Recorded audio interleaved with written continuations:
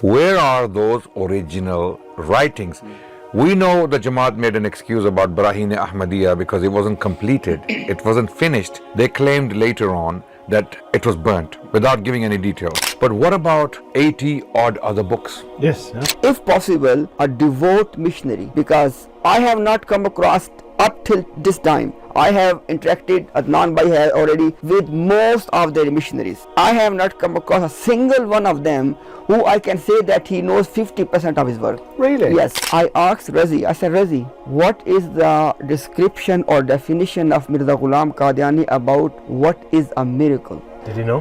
He did not know this. He did not know. Mirza Ghulam Qadiani said that it is absurd that someone is receiving revelation in a language which he does not understand. This is what he said. And then later on he said, I receive revelation in languages which I can understand. Now how to reconcile these two statements? If Jamaat Ahmadiyya is willing to hire me to translate all his work, for example, even if they want to contact me officially tomorrow, I'll start literally from tomorrow. Just give me 1 year. Within 1 year, I will translate all his work in English language with one condition. You have to put on the title that translated by Muhammad Imtiaz. This is my right? Yes. And I would not charge anything. Wow. Okay.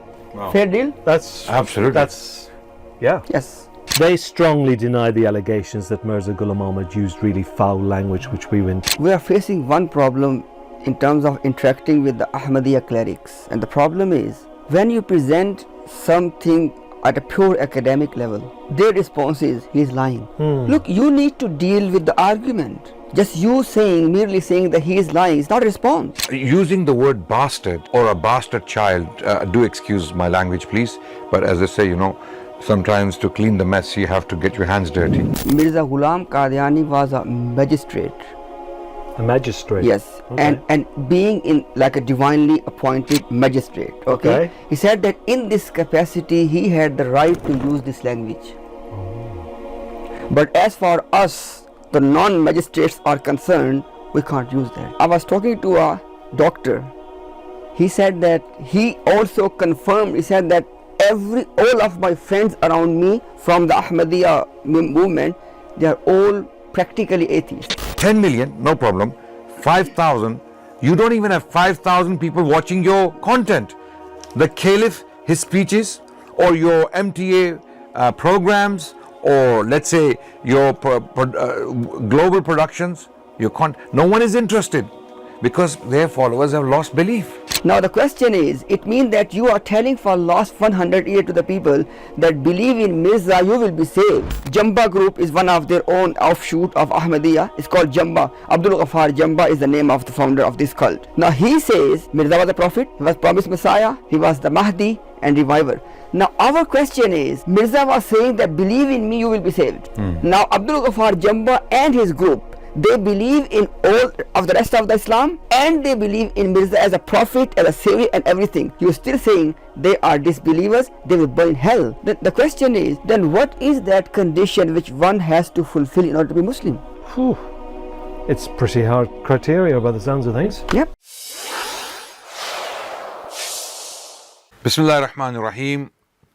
Everyone, we are back with another dynamic podcast / interview with Declan, who is an author on the Ahmadiyya movement, and Voices of Modern Islam is one of his books. You can check his works out on Amazon, and he's a prolific author. He has been interested in the Ahmadiyya movement. He's a researcher. He's with us again today for the second episode of this podcast. It's a very important podcast, and today the second part is even more important because we have a special guest from Australia. We have our beloved brother Imtiaz, Muhammad Imtiaz, who is a researcher on the Ahmadiyya movement. He has given much of his life to this particular field, and he has been doing long streams since the last year, and you can see some of these streams on his YouTube channel called The Dialogue with Imtiaz, and you will see that the streams run into hours, 8 hours, 7 hours, the longest he did with myself, 11 hours. So today the interview is basically a follow-up from the last podcast myself and Declan did in the same vicinity. So I hope you will find this interesting. Declan, thank you for joining us again. I'm not going to conduct the interview, you will. I just wanted to introduce it. So let's keep it as conversational as possible. It's great to be back, and it's great to meet you, Muhammad. Thank you. Because I've watched some of your podcasts, and I thought they were absolutely terrific. Thank you. And I know that you're a researcher in Ahmadiyya literature, and that's really, really important, and I'm glad that you're here, because today I want to start off talking again about the written works. I'm particularly interested in the written works of Mirza Ghulam Ahmad, and I know that in the last podcast we touched upon this, Adnan, but I'd like to talk a little bit more about it today. And the first question is, why isn't the complete works of Mirza Ghulam Ahmad, why aren't they translated into English? That has to be the first question, because I need to see them. And obviously other Christians, I'm a Catholic, other Christians need to see the complete works of Mirza Ghulam Ahmad. We over the last 18 months, I've listened to the criticisms, and there are many, many criticisms, but I want to read them myself. And my preliminary research tells me that perhaps less than 50% of the works of Mirza Ghulam Ahmad have been published in English. So why less than? Well, where are the other works? Why aren't the complete works? You can go into any library, or you might have it here in your books, Adnan. You get the complete works of William Shakespeare, one volume. Why can't we have the complete works of Mirza Ghulam Ahmad in English in one volume? When you translate them into English, then they can be translated into other languages, other major world languages like Spanish, Arabic, and so on. Very good question. Because Mirza Ghulam Qadiani was supposed to be the Messiah to humanity. Yes, all humanity, everyone. And the English language is the most widely spoken language in the world today. It's the lingua franca of the civilized world. Okay, Brother Imtiaz, please answer the question. First of all, I'm feeling honored sitting in the presence of Declan and Adnan, Rashid, an academic and an author.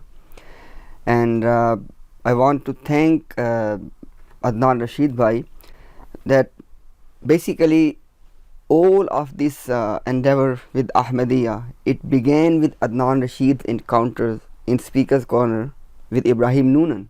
Yeah. That's how everything started. Yeah. Then rest is the history. Now, with regard to the question, we are telling this for last 1 year, that whatever Mirza Ghulam Qadiani has written, when you put everything in its totality on any topic, it becomes something indefensible. For example, there are 3 major issues between Muslims and the Ahmadiyya community. One is the prophethood. Is it continued or has it finished? Mm-hmm. Second is, has Jesus died or is he alive in heavens? Mm-hmm. And third is about his second coming. Would it be literally Jesus coming back or somebody else in the likeness of Jesus? Now, in these 3 fundamental issues, if all the writings are put together, the narrative becomes indefensible. So for this reason, they are translating the works selectively to avoid this problem. So now in this past 1 year, the reason that this podcast, the live streams are really painful for this Ahmadiyya movement, because now we are presenting the complete narrative, because both of us, we have our native language as Urdu. Mm-hmm. So we can access the primary source materials, i.e. Mirza Ghulam Qadiani's writings. So when we go through his writings and present the complete narrative on any subject, they have no response. So this is the fundamental reason, i.e. they want to hide the complete narrative of Mirza Ghulam Qadiani on any issue. And tell me, it just occurred to me when you were saying that, where would the original works of be in the world? It's the originals of all his books. Yeah. Do they still exist? I would say that if original means that the copies which left the pen of Mirza or subscribed of Mirza. First edition. So I don't believe they exist. They must exist, because ever since Mirza Ghulam Qadiani was writing all of that, because they were basically they were the primary text for the Jamaat. So they must have been preserved in theory but in practicality I don't think they exist. And the reason, look, again, this is my own hypothesis, somebody can challenge me on this one, that they have done massive editing in the works of Mirza Ghulam Qadiani. Obviously, if I will start giving examples, it will be beyond the scope of this one podcast. But because they have gone through, the books have gone through massive editings, now they have this fear, they had this fear, and most of this work of systematically destroying the works, the original works, happened in the time of the fourth Caliph Mirza Tahir. And the reason is, they had this fear that if one day any historian like Adnan Rashid bhai, if they are able to have access to the actual original works and they compare to what is in the market now, they have a big problem. I give you simple one example. In one of his writings, Mirza Ghulam Qadiani actually wrote that God has instructed him to cut off the complete ties with the rest of the Muslims. Now this text is so problematic because they are preaching love for all, and Mirza is cutting the ties with the very Muslims. So this was problematic text. So they have done the editing. So in the current versions, this complete word is missing. Bakulli, the Urdu word is bakulli, which means absolute in totality, totally. So this is the reason that they have done the massive editing, because some of the works were published after Mirza Ghulam Qadiani passed away. So basically what I'm saying, Declan, is that if we mean by originals that the copies which left Mirza's pen, Yes. then The original. Yeah. then my First edition. then my research is they don't exist. And the reason is because they have done the massive editing, and if people have access to those original copies and then they compare with the published one we have right now in our hands, they'll be in big trouble. And if Jamaat claims, for example, that they do have the originals, then I give them an open invitation that then I will prove to you that if you have the originals, they are not going to match with which we have today. Well, I'd be surprised if they didn't have the originals, because they have some of his clothes, because the current caliph still wears his coat on special occasions. You know So what? they've kept his clothes. Yeah. I should imagine they would have kept all his writings. No, not really. You know why? Because keeping his clothes is part of the business, because they're gonna basically use those clothes as to uplift the emotions of the cult members, to get more and more donations. But there is a deeper problem, Declan. This individual had followers while he was alive, and some of those followers were affluent, very influential as well, some of them, okay, albeit in a small number, but they were there. And they knew by 1902, or they had come to believe, that he is a prophet of God, some of them. And if he's a prophet of God, they surely should have taken care of his writings, which are basically holy. This is God's word on paper. The And he originals. would have handwritten all his. Exactly. Yeah, And yeah. we have reports that he was busy writing and reading for long hours. He was writing for long hours, because a lot of these books that are attributed to him were actually written by him. And there are other works that are disputed, whether he actually wrote them or not. This is a controversy that will go on forever. The point is, where are those original writings? We know the Jamaat made an excuse about Barahin-e-Ahmadiyya because it wasn't completed, it wasn't finished. They claimed later on that it was burnt, without giving any details.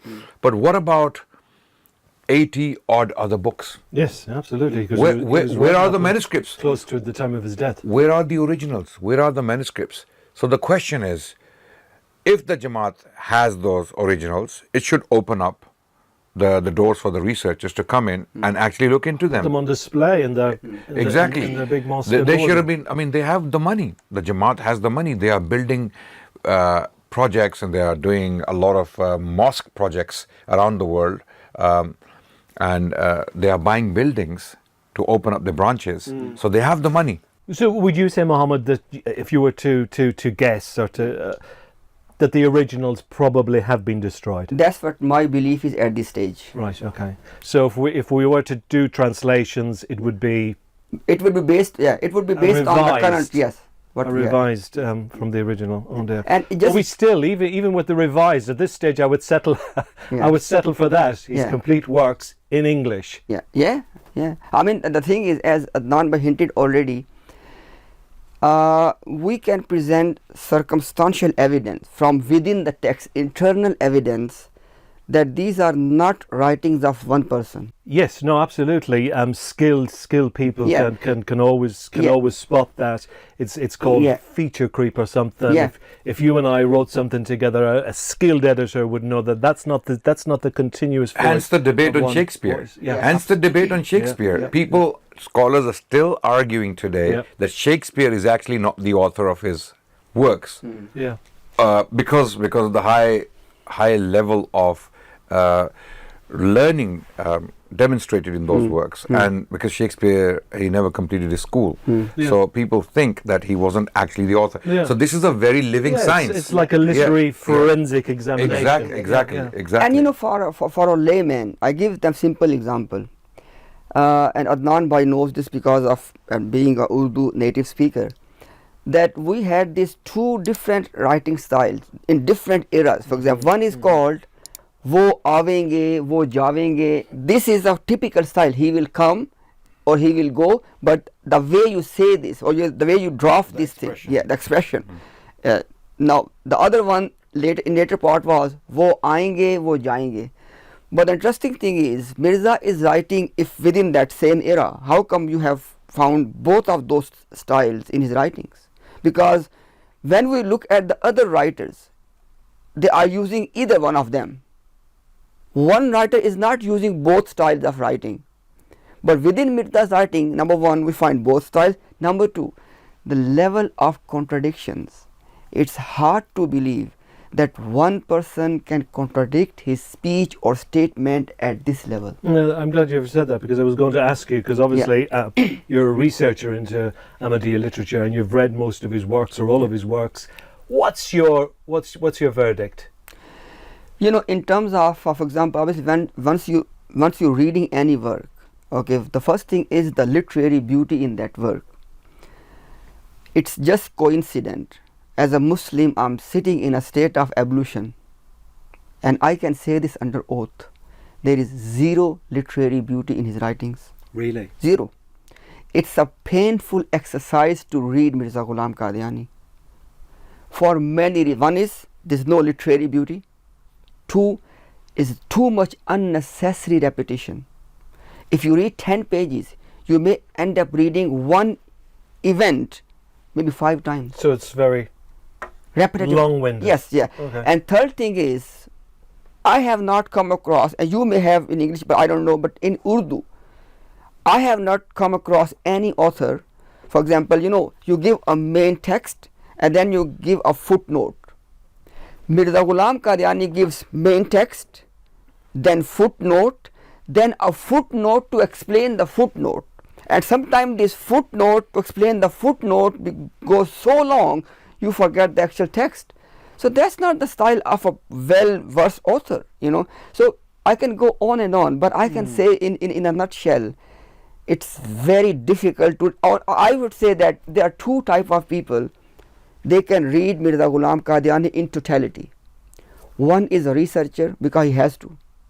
Secondly, if possible, a devout missionary, because I have not come across up till this time. I have interacted, Adnan Bhai has already, with most of their missionaries.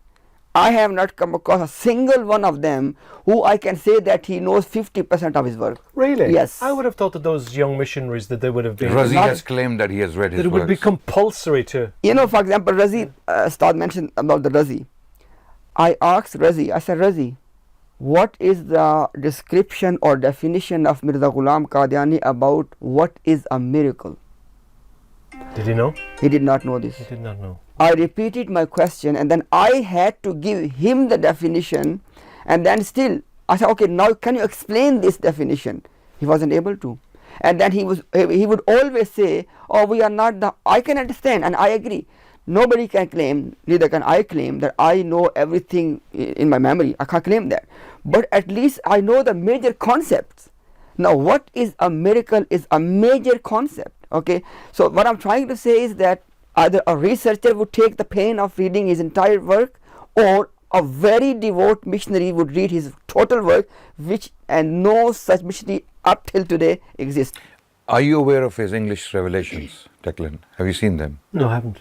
Okay, he claimed to have received English revelations. When Imtiaz Bhai was talking about the painful nature of his writings, they are so absurd and so inconsistent that one is baffled by the sheer substandardness of his writings. He claimed to have received, or claimed to have, received English revelations. For example, one of the revelations was, I love you. Okay? Another one was, I am with you. Then, I shall help you. Then this is where it becomes more confusing. I can what I will do. I can what I will do. Okay? We can what we will do. And he stated about these revelations, I felt at the time from the tone and pronunciation that an Englishman was standing over me and was uttering these phrases. Despite the awe-striking tone, my soul delivered a pleasure from these revelations, which was comforting. So I definitely have never ever heard that before. yeah, this is from his writings. This is from Rouhani Khazain. Yes, it's there. Yeah, just on the same note, Declan, Mirza Ghulam Qadiani said, he said that it is absurd that someone is receiving revelation in a language which he does not understand. This is what he said. And then later on he said, I receive revelation in languages which I can understand. Now, how to reconcile these two statements? Yeah. So he would say something and then indict himself by those statements he has made himself. So he would say such and such is a crime, but he would commit that crime himself later on somewhere else in his writing. So he was clearly not very aware of his own principles. He writes down principles and then he breaks them repeatedly. And this doesn't happen once. Okay, in those 22 odd volumes of Rouhani Khazain, this is a very common pattern. You will see it. Every single volume is riddled with, filled with riddles. Okay.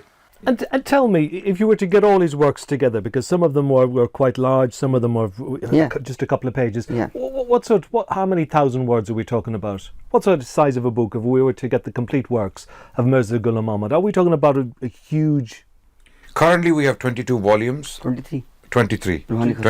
23 volumes. What sort of word count? How many pages, for example?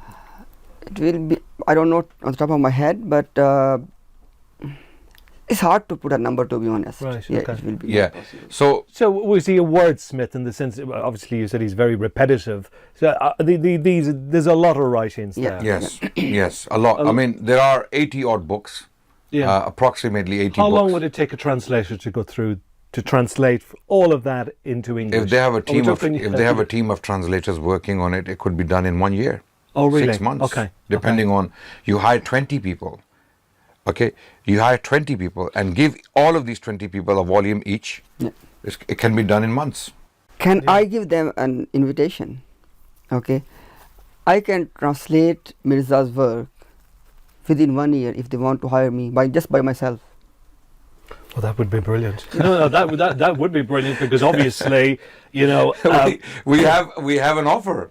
We have a serious offer. I mean it. And I know that you're a highly skilled, and you obviously come from an academic background. Because you need highly skilled translators. You cannot, this. Don't hire amateurs. Yeah. Declan, the issue is these are not just words of a common man to the Ahmadiyya Jamaat. These are the words of a prophet. Yes. I know that and by that virtue, the words revealed by God. Yeah. Why are they so reluctant to translate all his words? Well, we need to say them because there's 7 billion of us, and he's our promised Messiah for all humanity. Exactly. So I need to see these works. Actually, Declan, somebody might be saying, "Oh, Imtiaz just made this as a joke." No, I mean it. if Jamaat Ahmadiyya is willing to hire me to translate all his work in its There's entirety. obviously some reluctance or there's some difficulty. They obviously do need some help because Mirza Ghulam Ahmad is dead 116, 117 years next year. They have this major publishing house. They still can't give us the complete works in English, the universal language. So they need help. Yes, I am ready. I'm ready that, for example, even if they want to contact me officially tomorrow, I'll start literally from tomorrow. Just give me 1 year. Within 1 year, I will translate all his work in English language with one condition. You have to put on the title that translated by Muhammad Imtiaz. This is my right? Yes. And I would not charge anything. Wow. Okay. Wow. Fair deal? That's Absolutely. That's Yes. And now you have basically a point to tell them as, look, I have got Muhammad Imtiaz. And by the way, somebody might say, oh, look, his English is not. No, I will make sure that you can go in the review through somebody. For example, I can give you a sample translation, take it to a well-versed translator. If he approves it, then go for it. You do a trial. Oh yes, Okay. I'm ready to be trial. Because I really want this to happen. Well, look, that's what can you say to an offer like that? You see? Ahmadiyya. Yeah, because the reason I said this, Declan, I really want the white man, the English speaking person, to know what Mirza has written. Yes, we need And to not know. only the white people, we're talking about majority The old of the generation. Ahmadi and the Yeah. next generation. Exactly. Right? Those They who don't can't speak. read. They don't speak Urdu. Totally. They don't read Urdu. Totally. The majority of the Ahmadiyya youngsters, youth, born and raised in the West, in Canada, in they Britain, won't. They'll know in just the US, they cannot. words they here don't- and there. They won't be Exactly. able to read it. Because of the family, because they speak the language at home, but that doesn't mean you can read What it. about the African converts? Not a chance. No way. Not a chance. No. Okay. Yeah. So I'm obviously the Ahmadiyya Jamaat, and this is what I'm going on from obviously some of the responses that they've done to some of the podcasts. They strongly deny the allegations that Mirza Ghulam Ahmad used really foul language, which we went through the last time, where you give me examples about Jesus and Mother Mary. They said that that somebody from a Muslim background like his would never ever use such filthy language. Obviously, you've read these works. Yeah. What's your thoughts on this type of an allegation saying, a response saying that we strongly, he could never use that type of language? Yeah. Actually, Declan, we are facing one problem in terms of interacting with the Ahmadiyya clerics. And the problem is, when you present something at a pure academic level, their response is, he is lying. Look, you need to deal with the argument. Just you merely saying that he is lying is not a response. Secondly, I say, obviously, I speak from a faith context, from a faith background. I say this under oath, that whatever filth and the foul language Mirza has used, especially in particular regarding Prophet Isa alayhi salam or Jesus Christ and his mother Maryam, may Allah be pleased with her. I say this, I said, look, if you have confidence, I am so confident to the level that you take me to a court of law and put a case that this man is claiming that our founder has disrespected these noble figures like Jesus, who is respected by close to 4 billion people on planet, and same is the case with the Maryam. So, and they should make a case that, look, this guy is saying that our founder used this foul language. Then I will present my evidence, because there has to be a third party who has no biases, neither Ahmadi nor with us, and they should see, okay, this is the argument being presented and what is the counter argument. And then one thing I want at this, Declan, we do have the examples in the history of interacting with the Ahmadis, in which we do have the precedent of having an independent judge. And it did happen, and guess what? When we had independent judge between Muslims and Ahmadis, Muslims won. They won the debate, and people know what I'm referring to. So I would say that instead of us presenting evidence, you just merely say he's denying, he's lying, he's fabricating, he's against the Jamaat. why don't you organize or have You need some clear examples. exactly, Yeah, exactly. yeah, clear That's it. response. And I give one example now, Declan, just to clarify this point. Mirza Ghulam Qadiani said that Quran titles Yahya, John, as Hasuran, which means that someone who has no sexual desire. Okay, but Quran does not title Isa as Hasuran. And then Mirza gives the reason.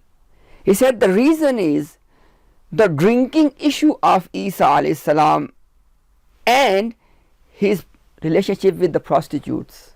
He said these two issues were actually a problem for God to title Isa as somebody Hasuran, i.e. someone with no sexual desires.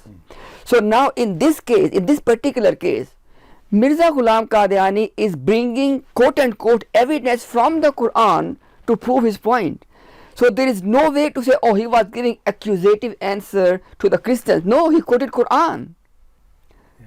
So it's just one example. It's yeah. I was looking for a dictionary or like a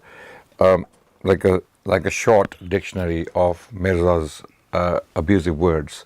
I couldn't find it. Someone sent it to me in a PDF format, and it has alphabetical, basically abuses, starting from the Urdu alphabet Alif all the way to Ya. So it's like A to Z of Mirza's abuse in his works.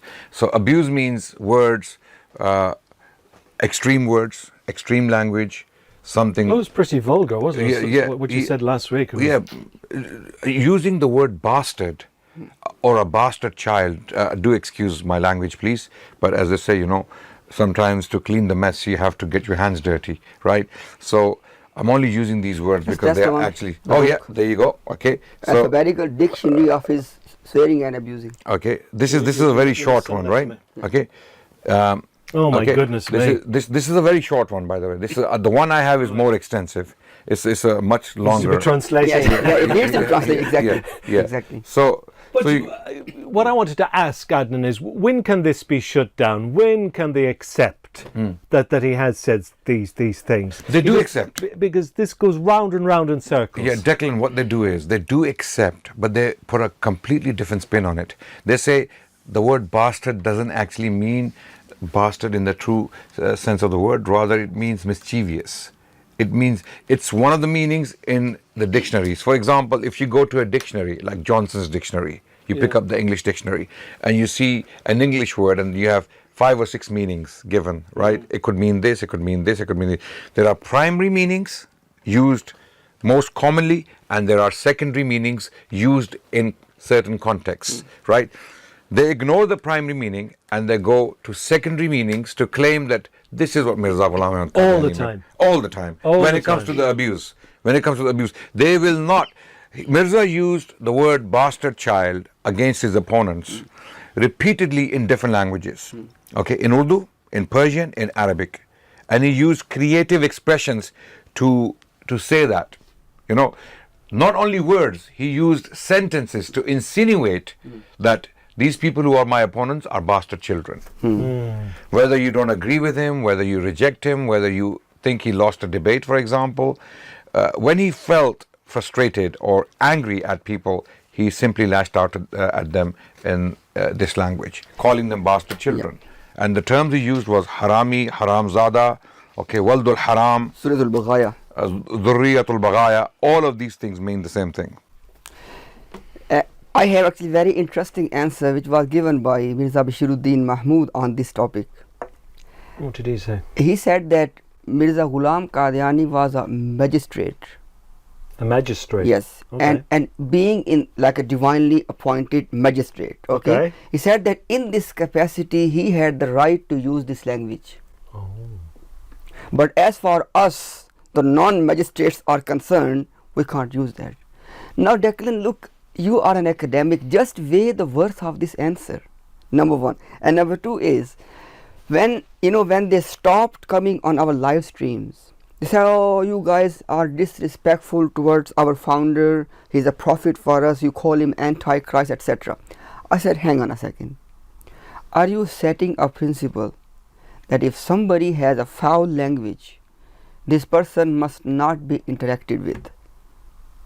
And as soon as I said this, they knew where I'm heading to. They would. Exactly. Yeah. And then they said, no. When if you're talking about Mirza Ghulam Qadiani, he did that, all of that in response to Christian missionaries, because they were disrespecting our prophet. I said, okay, let's put a caveat. Are you saying that if somebody has a disrespect towards our prophet, then you can do this in response? No.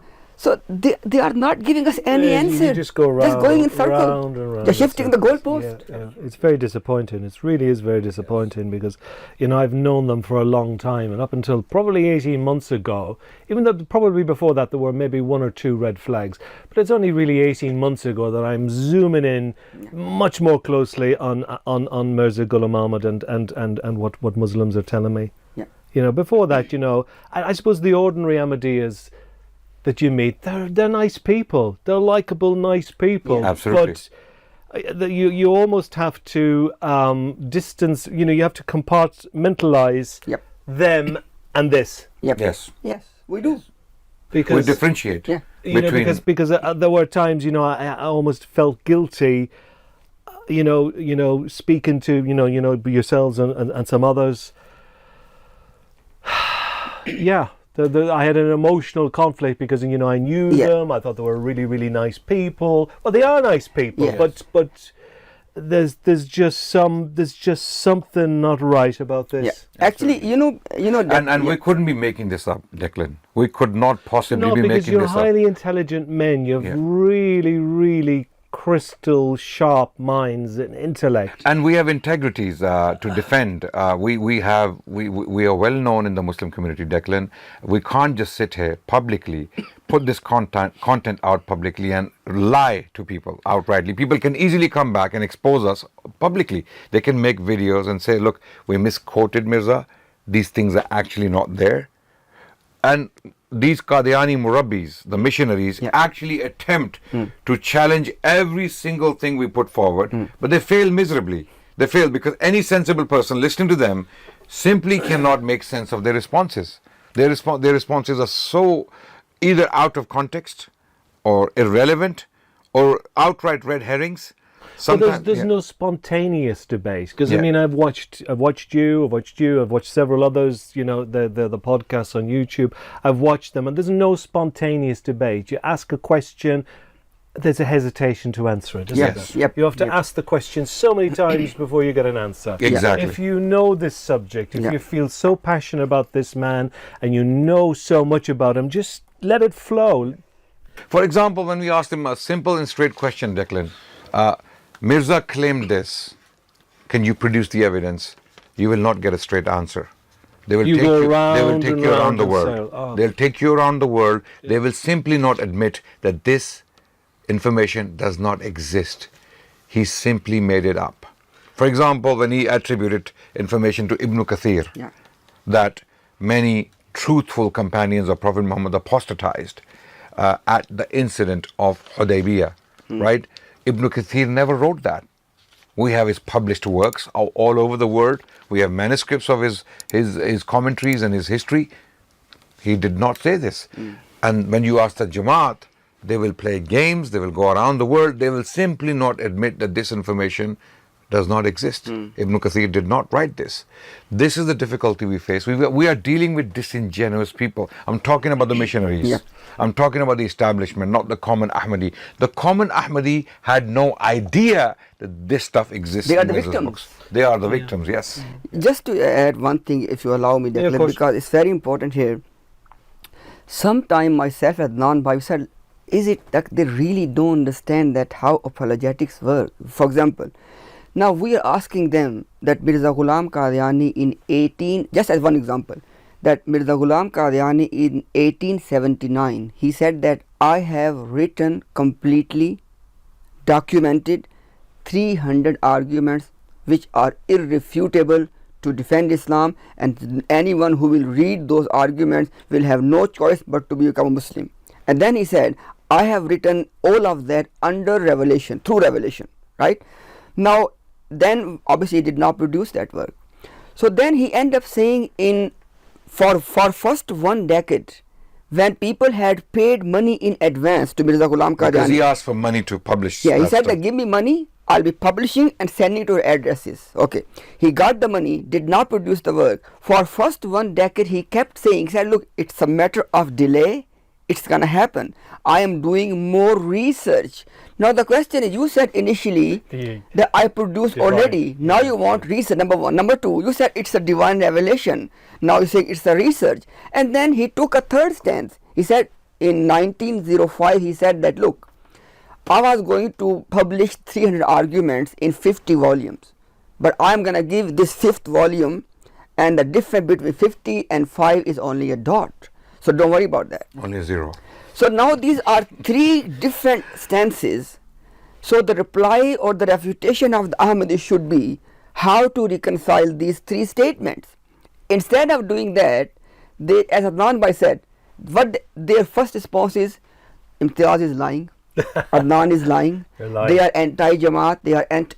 This is not the refutation. No. You have to answer the question. So you have to reconcile those 3 stances. categorical statements. In 1879, this man writes, I have already finished the job.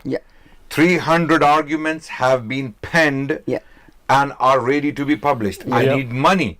Money comes, but the work is not coming out. It's not being published. Because he hasn't finished his research. Yes.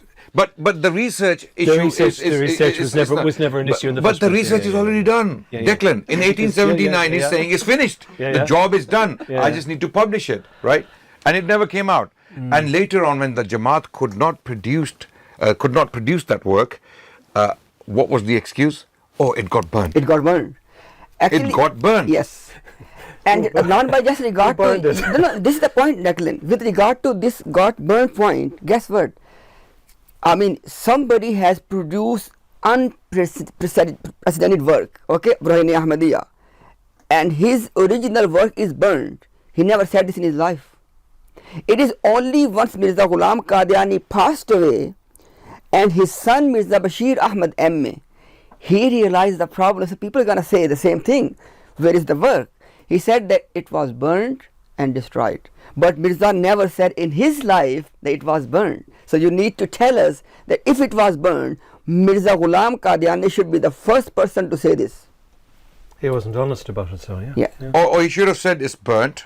Accidentally, there was some accident. It got burnt, and we're going to reproduce it because the mind is still alive. Mirza was still alive. He could have finished because it's, you see, a prophet of God cannot be a fraudster. He cannot be someone who deceives people.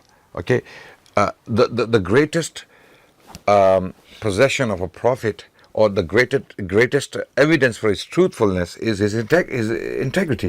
Prophet Muhammad was known as the truthful man and the trustworthy man among his people in Mecca. No one could point a finger at him and say, this man deceived us or lied to us at certain point. Mirza Ghulam Qadiani doesn't qualify to be that man, because in the very beginning of his own ministry, his own career, he basically was guilty of fraud. He claimed to have written a book which was completed and finished, and then he couldn't produce it, having received tens of thousands of rupees. Declan. He became rich with this money. There was a point, he himself writes, that he didn't know when the next meal is coming and where it's coming from. He wrote this, and then 10 years down the line, he writes that he is already in possession of 10,000 rupees, right? Yes. Actually, that's very interesting thing. Now, obviously, we are talking to those thinking Ahmadis. When Mirza Ghulam Qadiani had second marriage in 1884, this is exactly the time when he has collected all of those donations to print Barahin-e-Ahmadiyya, which he did not eventually publish. And we have him, we see him having a second marriage. And within that second marriage, his son has mentioned that how affluent he became. Initially, he was saying that I was someone, as Adnan said, that I could not even bring meal on the table. And now he is having a second marriage and living a very rich life. Privileged life. No, and And should a holy man live Yeah. such a privileged life? would be my Well, question. if it's earned, Legitimately, if that money is earned legitimately, yes, there's nothing wrong in being rich. We're not condemning No, you for but being a holy man. Yes, I mean, in a no, religious- you can be. We have prophets who were kings. Yes. Okay, Solomon, King David, King Solomon, right? They were kings, so they lived like kings. There's nothing wrong. Yeah. Islamically speaking, there's nothing wrong with living a decent, good life, or even a lavish life, let's say, right? But it has to come by legitimate means. Mirza Ghulam al-Qadiani was making money from gullible Muslims and not delivering on his promises. I've always got the impression that he came from this very rich, privileged background anyway. there are two things here, Declan. One is, I just want to finish this topic, then we're coming to this question as well. The point is this: Mirza Ghulam Qadiani said God appointed him and inspired him to produce Barahin-e-Ahmadiyya. The first, yeah. Okay, now the question is, if it was burned, I'm sure that God knew it's going to be burned. Why would God inspire someone to produce something which was not going to be published and was going to be burned in future? Now, either God does not know the future, or it wasn't God inspiring Mirza Ghulam. Which one of these two? Now, secondly, I agree with Adnan in principle that through legitimate means you can live a good life. There's no problem. But guess what? Mirza said, I am second coming of Prophet Muhammad, peace be upon him.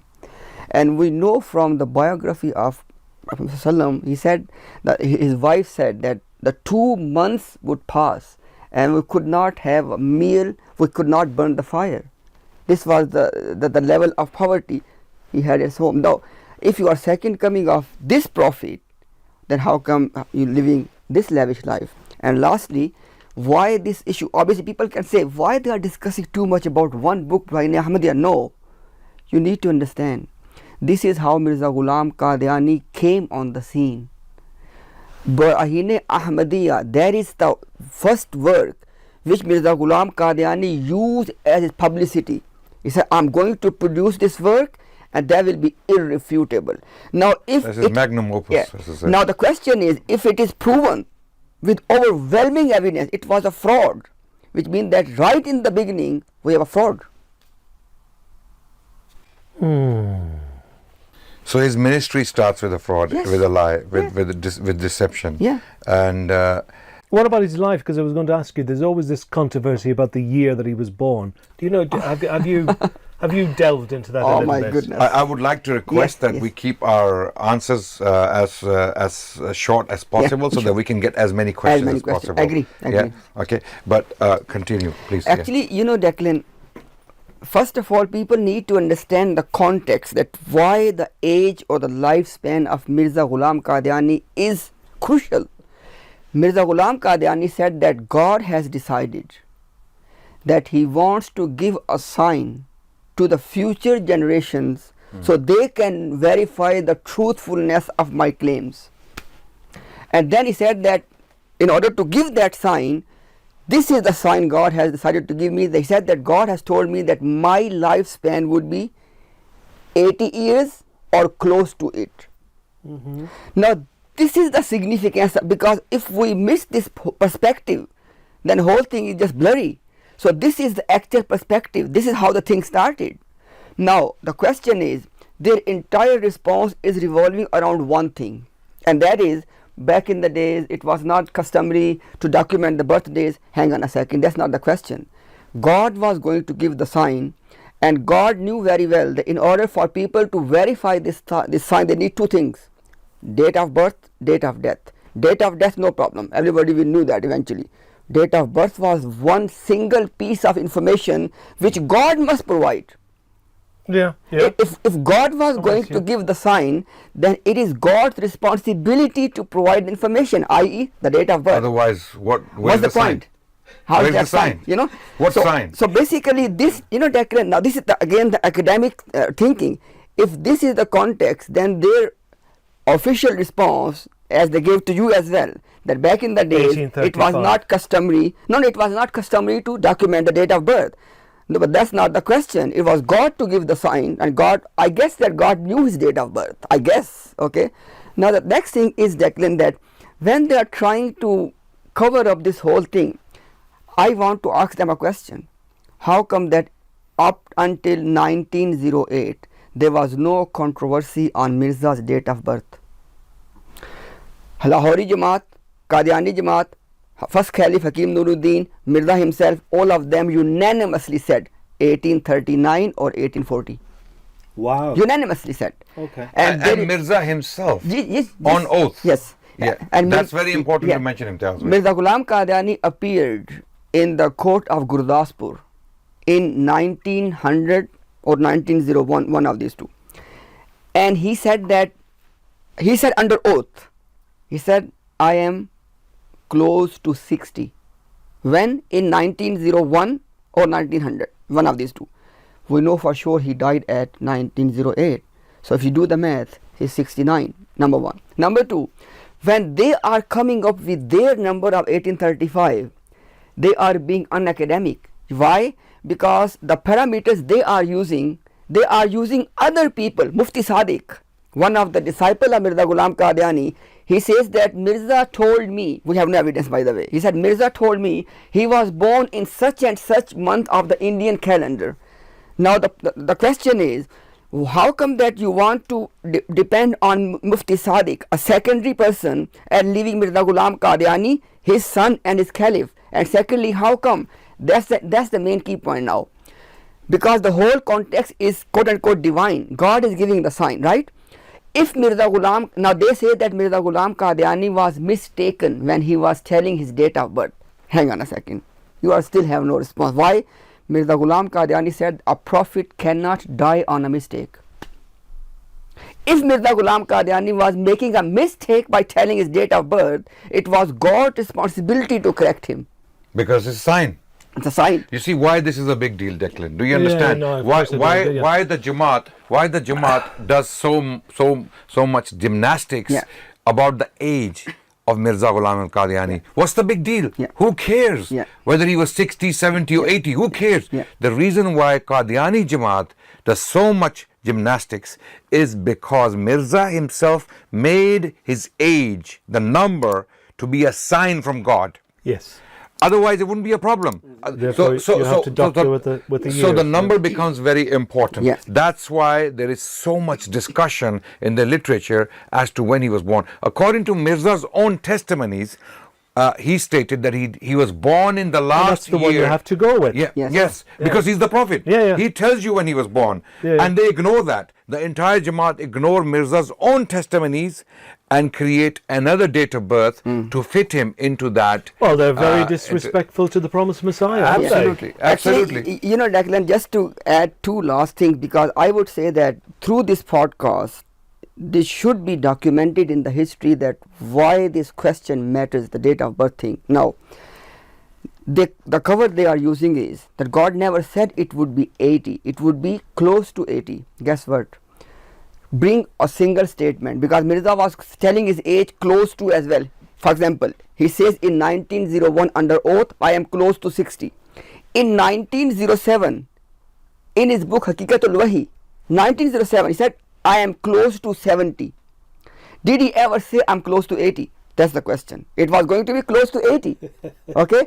The second thing is, when he said that I am close to 70, there's a possibility it could be bit over 70 or bit less 70. Guess what? Well, close to 70. No, he closed that door. 68 and a half, 69, isn't it? Actually, he's 69. actually- Probably would be. Or 71, 72, 73. That's the thing. He closed that door. When he said that I am close to 70, in the same book he said 69. And he died over 1 year afterwards. Which means 1907 he's saying this. 1907. That I'm 69. And he dies in 1908. Yes. And you've read all that? Oh yes. Haqiqatul Wahi. Basically, there are two things. There are One of two- his final books. Yes. There is So five. this will be in the translation.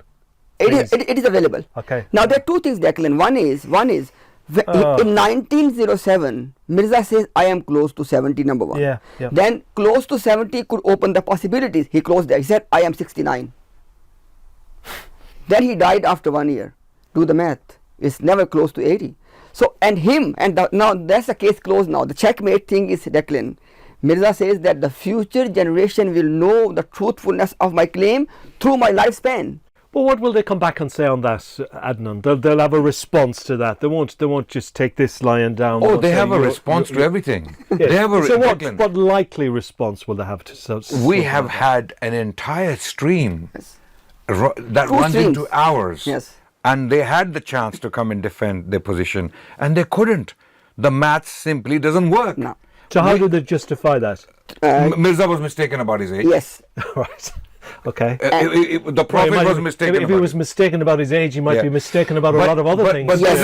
there's Yes. another catastrophe for them. Even by their own calculations, the numbers don't match. Yeah. So even after they've done their calculations, the numbers don't match. Okay. They still couldn't make him. What's 80. their explanation for that? Actually, you know, Declan, if you want me to tell you, It's just a charade, isn't Yeah. it? It is. Yeah, absolutely. they have three responses.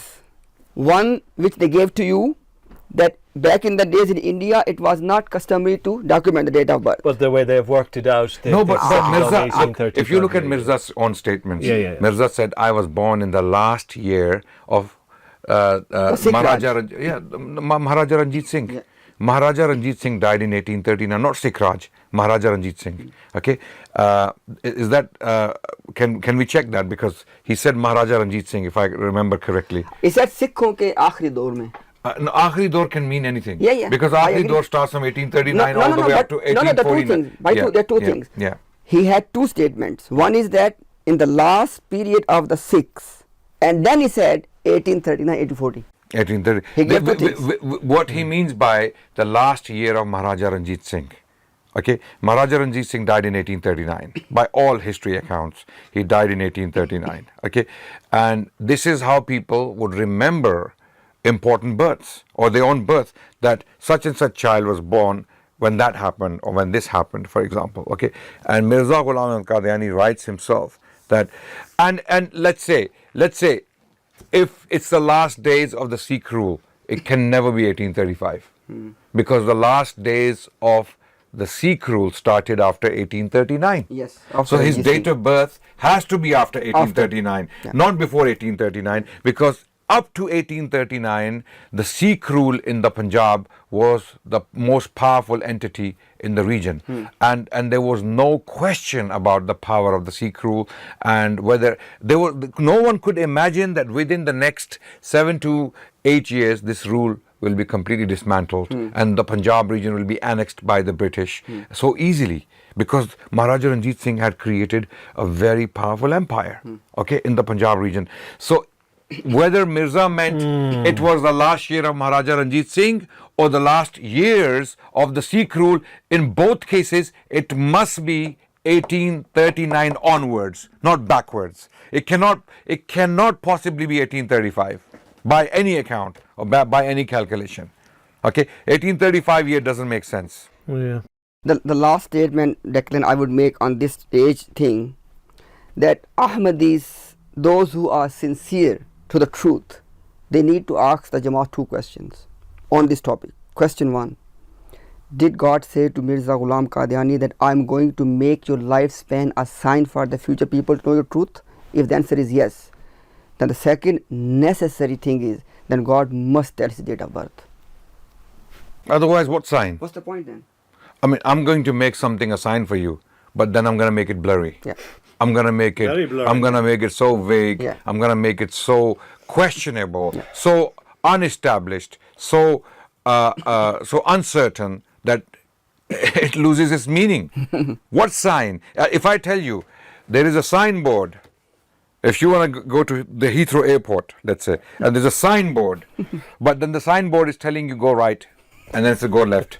The same signboard is telling you right and left, and you're standing there confused, right or left. It doesn't explain. So God is telling you He's been right very, and left. very mischievous. Oh yeah, so this is a mess. It's an absolute mess. Yeah. And the reason why we are doing this campaign, Declan, is to save the common, gullible, decent Ahmadis who have given their lives to this cult, and they are giving their money to this cult. Okay, for But what I end? think it's too late for I think anybody over the age of 40, it's probably too late. I wouldn't say so. I think know. there are people. I mean, we have people, Declan, who are beyond the age of 40, and they're coming back. Oh yes. They're Are they? coming. Yes, Okay. 100%. It's, Yes. The reason that I say that is that they are so devoted. Yes. They're so devoted The to elderly, religion. I must, over 60, 70, those people. But even then, But I don't I'm kind of looking at why are they so devoted if they haven't read his works and if they haven't done their own It's the culture. research, It's the their culture. own analysis. Yeah.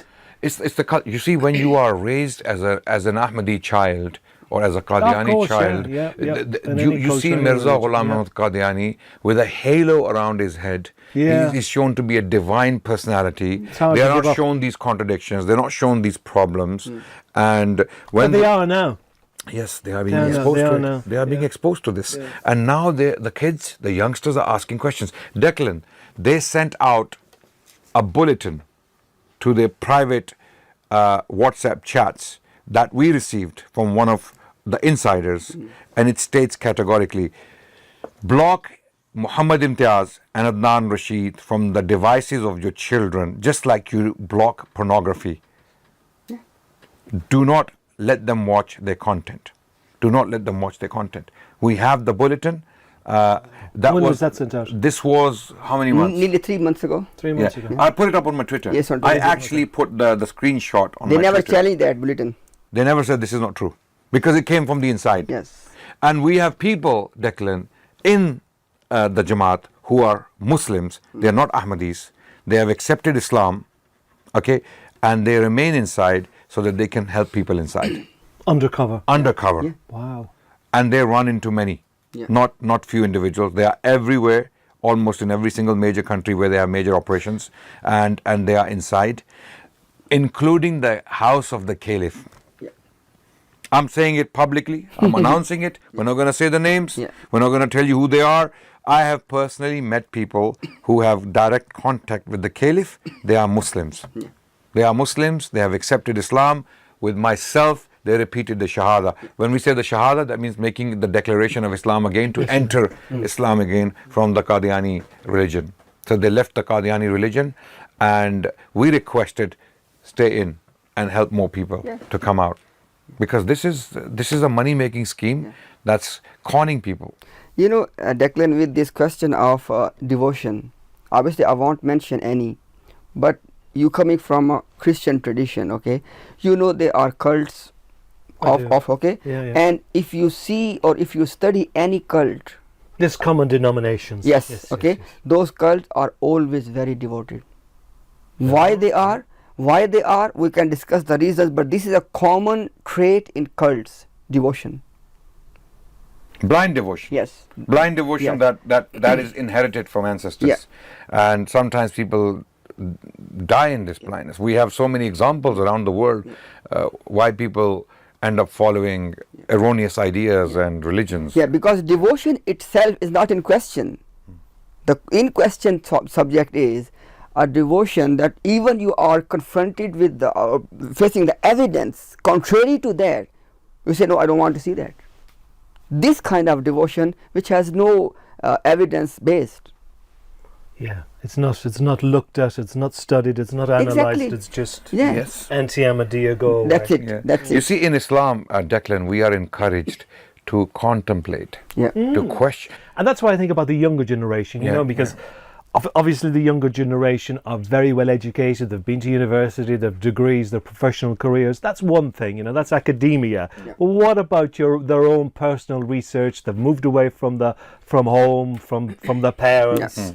They're out into the big, bold world. They'll meet lots of Muslims, Yeah. you know, Yeah. mainstream Muslims. They must, they must do their own analytical. And they are. This is why the Jamaat invited us. Actually, not invited us. The Jamaat was forced To to invite us. allow us on their biggest channel. MTA. MTA Oh, yes, is yeah. their official international channel. Oh, were you both on that? We were Yes, both they- on Oh, that you channel. both on that, Yeah, okay. we They had, indirectly gave us a message by putting a post on Twitter and on YouTube. They said, look, you anti-Ahmadis are asking questions here and there. Don't worry about that. We're going to start a program every Friday, 8 p.m. Come and join us and ask any of your questions. I said, oh, that's a good opportunity. So myself, Adnan bhai, we joined the live stream, and I said, you said this thing in your public announcement that you want to have a dialogue. He said, you never said that. Who told you? Who never said that? It's a Q&A. Ask your question and listen to our monologues. And then we did. We were fine with that. Yeah. We said, okay, no problem. You don't want to have a debate? You announced on Twitter, Yeah. the word they used was mubahitha Yeah. in the Urdu language, which means a dialogue. Argumentation. Argumentation, Yeah. which literally actually means a debate. Yeah. So we went and Asif was there. Asif Basit, the person you Okay, interviewed, yeah. he was there. You should watch that episode. It's very interesting, by the way. well, I'll It's in Urdu, right? Yes. It's in Urdu. Unfortunately, it's in Urdu. Oh. But You see, you're getting you go. deprived. but he was there. He was the Why main. didn't you do it in English? A good question. Yes. And they themselves avoided the English discussion Yeah. because they wanted to discuss it for the Urdu audience. And then we posed questions because they said no debate, just questions. So we posed questions. And when we posed questions. How long was this podcast? This 2 hours? Bit over 1 hour. Was it live but or recorded? we were only allowed to speak for what? 5 minutes each? It was live. Oh, it was live. But as soon as we tried to say something, they would mute our mics and remove us from the screen. Yeah. Yeah, it was Zoom. It was on a Zoom meeting. Yeah. Yeah. Now And then- basically, a couple of times what happened is, Pretty pointless. I thought maybe I am being heard by the audience, but I was told through message by other people, you are not on the screen, man. Just stop. Yeah, and the funny thing is, the questions we posed were so devastating for them that they Give me actually. an example of the questions you might have For asked. example, the topic they chose, and they thought they will do well on that topic. The topic they chose: who was the last prophet, Muhammad or Jesus? Who was the last prophet? But by Jesus they mean Mirza Ghulam Qadiani, by the way. Oh, right, I was going to say, Okay, I would have been able to answer that. Okay, yeah, but that's the assumption. Yeah. Okay. Right. The assumption is that Jesus, or actually the claim is that Mirza Ghulam Ahmad Qadiani is the second coming of Jesus Christ, right? Right. So by posing this question, they're being very clever, and they're trying to raise confusion. So our question was, when we were allowed to speak, our question was, first you tell us and determine who was Mirza Ghulam Ahmad Qadiani. Was he Muhammad or Jesus Christ? Sallallahu Alaihi Wasallam. Okay? Because Mirza Ghulam Ahmad Qadiani claimed to be both personalities. He claimed categorically that he is Muhammad Rasulullah. He claimed categorically, Sallallahu Alaihi Wasallam, he claimed categorically that he is Isa Alayhi Salam, or Jesus, the son of Mary. Second coming of Jesus. Second coming. So we asked them, before you pose this question to us, you need to clarify, who is Mirza Ghulam Ahmad Qadiani? Is he Muhammad or is he Jesus? Then we can address the question. Yes. And they were rattled by that. They were completely blown away by that question. And they went on trying to explain. And then the next week they did another program, a follow-up program. On Friday, we both appeared. Yeah. We both went. Yeah. They kept us waiting for 1 hour, did not allow us to go in, and had long monologues addressing the same question. And then finished the live stream. Never took us at all. Didn't even acknowledge us. Okay, and we had already announced on Twitter Yeah. that we are watching live, we are in the backstage, Yeah. and we are waiting to be taken on. And they didn't care. Yeah. They didn't, but so they. Oh, actually, yeah, I'm quite shocked by this. Yeah. We were also surprised. We were shocked But it by is, the you fact know, that they allowed us. because you're two high-profile people, too high to ignore. Yeah, Yeah. it's very insulting. But also, since these debates have started, Adnan and Muhammad, they've always said to me throughout all the time that I've known them, Sunni Muslims, they don't want to talk to us, they don't want to engage with us. Well, they haven't that excuse anymore, have No, they? they don't. Absolutely not. But the way because they're treating you guys, and debates should be taking place every week. You should be on Yes. the television channel Yes. every week. You should have a weekly slot. Actually, guess what, Declan? We made a statement. I said that, let me give you this invitation. Have just 5 live streams on your official channel. Let me see that if Jamaat remains intact. and let's see that how many of your members would still choose to stay part of this cult. Just 5 live streams. Instead of, okay, you are so confident, come let's have 5 live streams. No, they said that, oh, you guys have always been saying this, Jamaat will always remain. Look, I'm asking you, I'm giving you a simple invitation, then let it happen. And you know, Declan, here's the thing, as Adnan mentioned before, on every single topic, they have a prepaid script, prepaid in advance. So now the reason they're finding it hard to deal with us, our questions are not within the script. Of course, yeah. So in the last 100 years, So it should be live, shouldn't it, as well? yes. And Because- sometimes they are taken by a shock. Yeah, because they have done a massive work in the last 100 years, their teams, and they have come up with a script for every topic. Pocketbook. They call it pocketbook. Guide. But the moment you bring something which is go off not in the script, Yeah. they are They're in baffled, trouble. finished. Yeah. And you said this thing about the young generation. It's a very important thing. Now again, I'm telling you, Declan, after talking to, for example, in this my recent trip in UK, Adnan Bhai knows this. When I went to Birmingham, I had a special session with the Ahmadi youth who has recently left the cult. And then yesterday I had a special session in London with the Ahmadi youth who has left the cult. They have unanimously told me one thing. They said that, Imtiaz, let me tell you one thing. Majority of Ahmadi youth are atheist for all practical purposes. They're not even believers. Atheist. And can you expand on this a little Yeah. bit, please? This, for example, they would say that obviously, even though we both have 2 different traditions, Christian tradition and Muslim tradition, but we both have one thing in common. We believe in miracles, right? Now, the problem, or you can say the fundamental issue between faith and atheism is believing in something beyond natural The supernatural. phenomena. The supernatural, right? Yeah. Guess what? Even though Mirza Ghulam Qadiani has written extensively on this thing, and Mirza Ghulam Qadiani himself does not believe in supernatural. That's the interesting thing. A prophet of God. He was a naturalist. He was a naturalist. Secondly, today's Ahmadi youth, majority of them, exceptions are always there, but majority of them, they are also on the same track. They are naturalist. Anything that cannot be explained through naturalistic explanation, they reject it. Which means that from a purely Islamic point of view, they are not Muslims. No.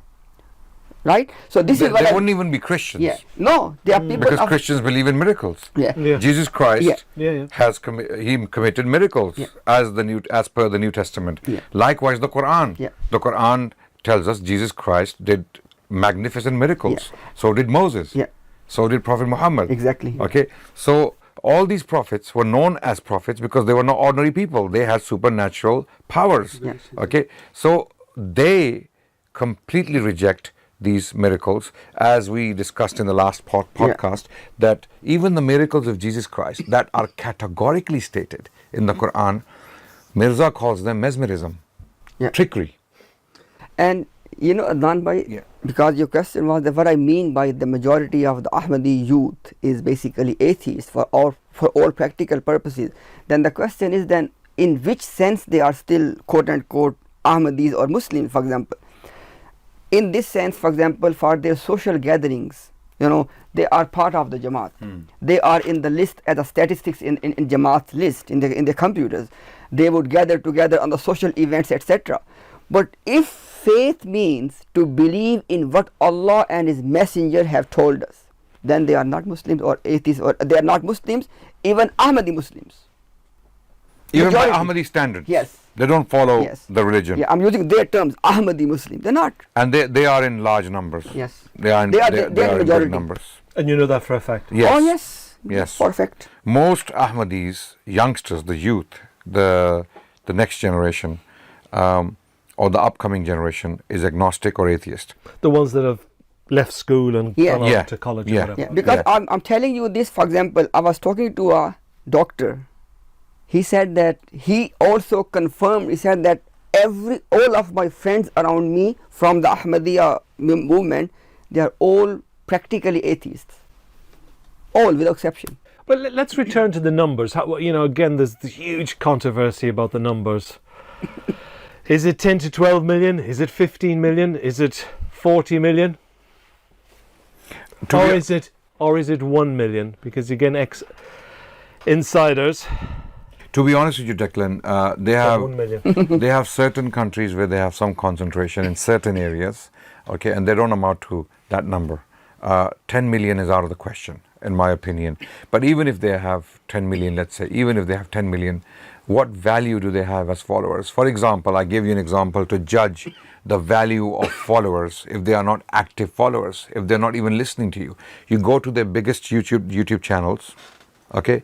You go to their biggest YouTube channels, okay, with the highest number of subscribers, and when you watch the videos, okay, they have 200, 300, maybe 1,000 views at a time, right? Okay, you see any common Muslim YouTuber who is producing religious content and is eloquent and is able to present the evidence in a very articulate way. You will see that they will have tens of thousands of views. I'll give you one example. Mufti Menk, one of the Muslim figures who is very famous and internationally renowned Islamic figure, he has millions of followers on Instagram, on YouTube, on Facebook, all social media accounts, and his videos easily get, within an hour or 2 hours, hundreds of thousands of views, right? Okay, they can come back and say, oh, you have higher numbers. But we say proportionally, let's speak proportionally. You have 10 million followers. At least 10,000 of them should be observant. At least 5,000, let's say, should be watching you. Absolutely. Okay, 10 million, no problem. 5,000, you don't even have 5,000 people watching your content. The Caliph, his speeches, or your MTA programs, or let's say your global productions, no one is interested because their followers have lost belief. They don't actually have proper religiosity. They don't, but the numbers, as we all are guessing, they're hugely exaggerated. Actually, Yes. we can actually give evidence that they are lying about their numbers. Simple piece of evidence which is verifiable. Mirza Tahir said in around 2001, he made a statement. He said that in 1 year, just in India, I read this, yes. just in India, we have 40 million new converts, which means that number should be more than 40. I only read that the other day, and he got very angry when he was challenged on it. Now the question is, if there are 40 million just new converts, let's say actual number was 50 million, okay? Yeah. And now you're saying 10 to 15. So what happened to the rest of 35 million? Number one.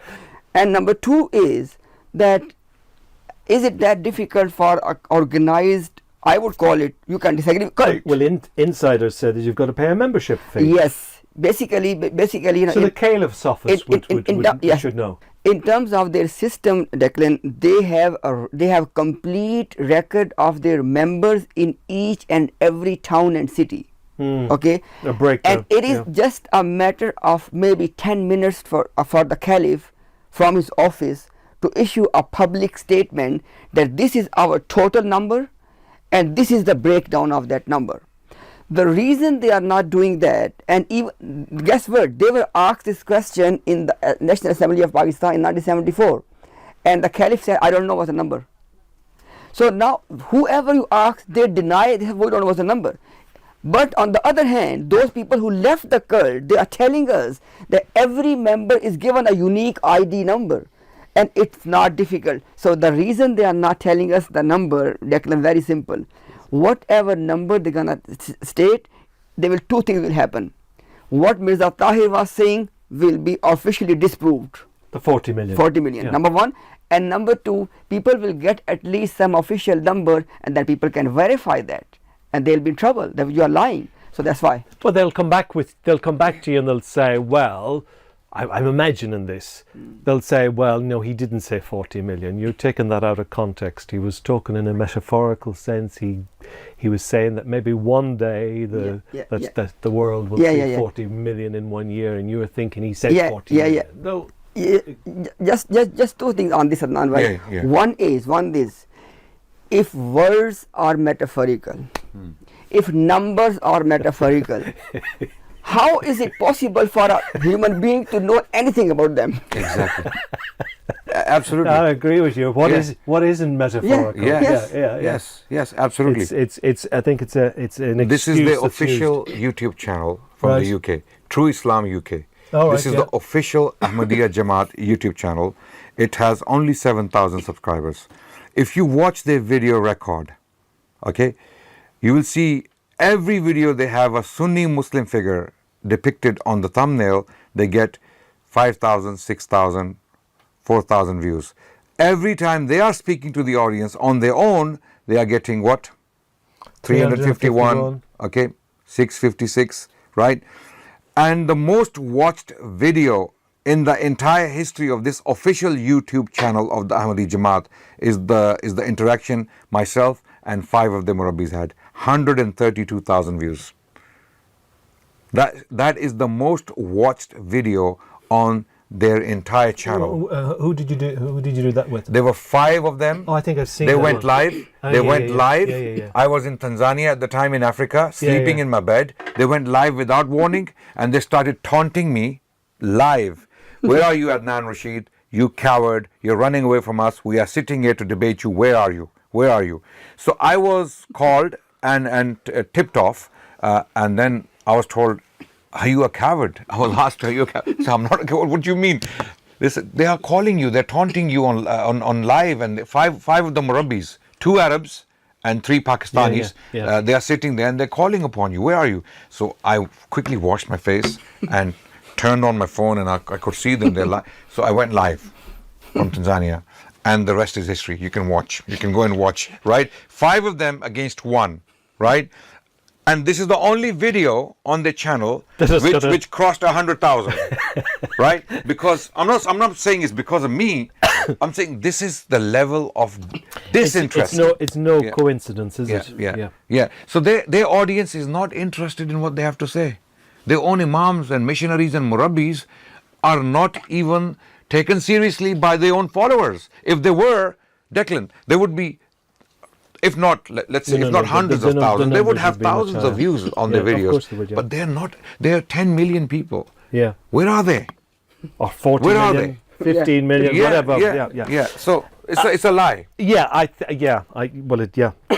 There's definitely something fishy. There's a massive contradiction, and it's not something that they could easily fix. But anyway, can I just ask you, because you've just reminded me there about young missionaries and young imams. They go to college for 7 years. How much do you think that they know about Mirza Ghulam Ahmad? Do you think that they would have read all 84 books? Or? First of all, how well read are they? First of all, the irony is, in any Islamic or Muslim seminary, there is a set syllabus, regardless of which denomination you go to.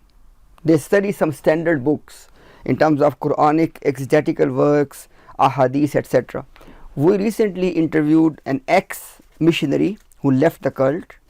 We interviewed him on our platform.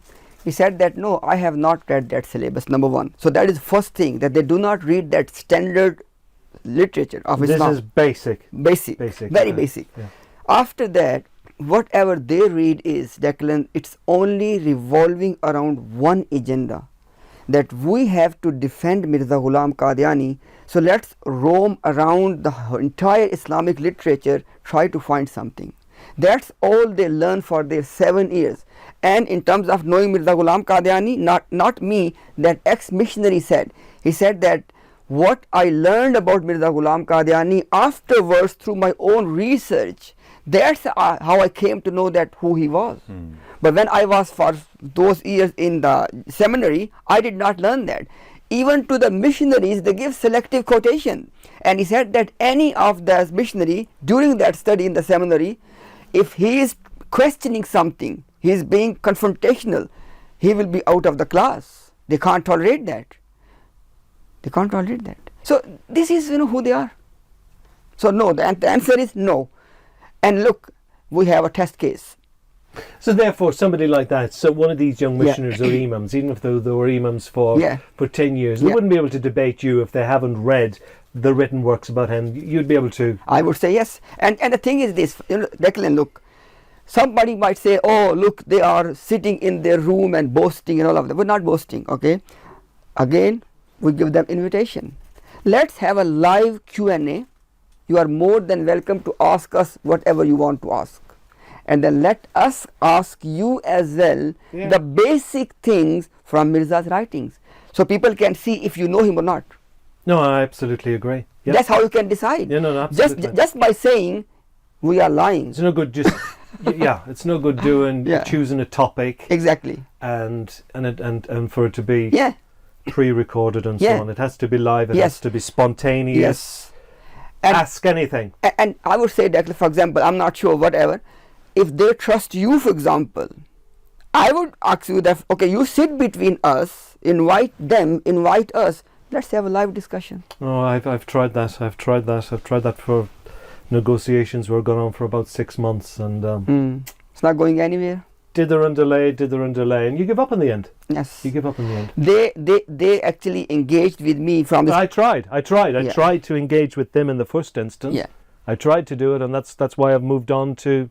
You have to move on after a certain time. Absolutely. Because and look, we can even offer for a dialogue, for a discussion, like a podcast setting where you can sit as a neutral, as a moderator. Okay, you're a Catholic, you're not Muslim. Okay, they are Ahmadis, we are Muslims. So maybe you can propose to them that why don't you come and sit with me, and I will serve as the middle ground, or let's say the moderator between the two parties, so that we can have a moderated discussion. If they are not giving an answer to our question, you can probe them. And if we are not being honest and straight about our questions, you can probe us. I can do that, Adnan, but the thing is they'll come back with such a long list of conditions, and it just goes on. And we have no conditions. Yeah, we have no conditions. We have no conditions. And then the list of questions has to be verified, and from what I know about them is everything goes through this huge chain of command. Well, we might be even what you're proposing, even if this did go ahead, we're talking about this time next year. Declan, are we paying you? Are you coming back next year? Are we paying you to say this? No, you're not. Because they're the kind of people for next year, the next trip. Yeah, because you're saying these things, Declan, on record. You're saying these things on record. They are the kind of people. Nobody's paying me for this. I wish there were. They said this to us. So you're being paid to do this. We wish we were being paid. No. We are struggling to make ends meet. We have expenses. I'm doing this because I'm really, really interested. Yes, I'm really interested in it. Absolutely. I wouldn't be doing it if I wasn't interested. So I just wanted to get that out of the way. But I'm also interested in finding out the truth. Yes. Because any Catholic or any Christian that I tell them about Mirza Ghulam Ahmad, they haven't got a clue who he is. Yes.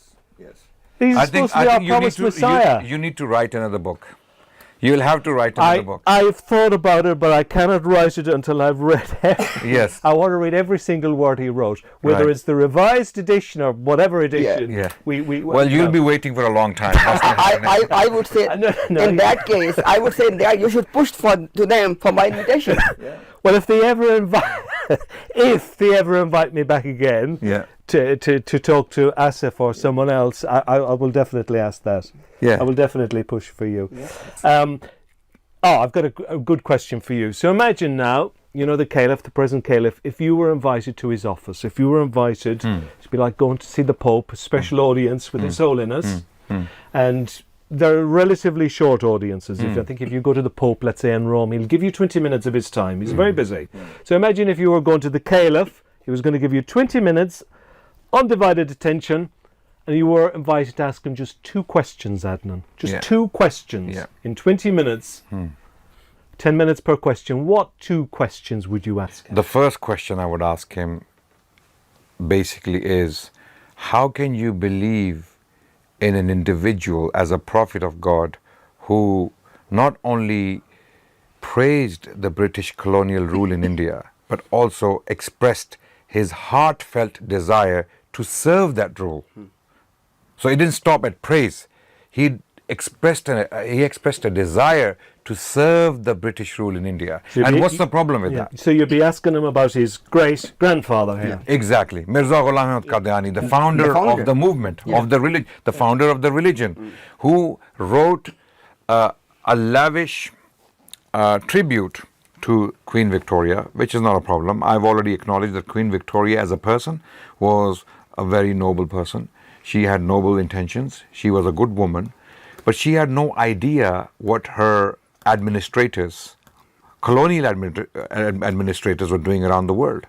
Every time she got the news of their oppression and their racism and their tyranny, she did her best to stop it, right?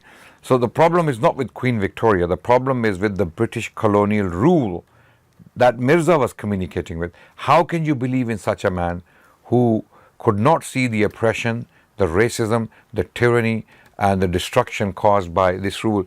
Now, especially, Declan, especially when he himself was active as a reviver, as the promised Messiah, or even a prophet of God. I'm saying in inverted commas, right? All of this. He was active from 1880 to 1908 until he died, let's say. These are his active years, about 28 odd or 30 years, let's say, give and take, right? It was in this period when the greatest number of people died in India under the British colonial rule. There are two historians who have put together research, okay, and they claimed 100 million people died between 1880 and 1920 due to the British colonial policies in India.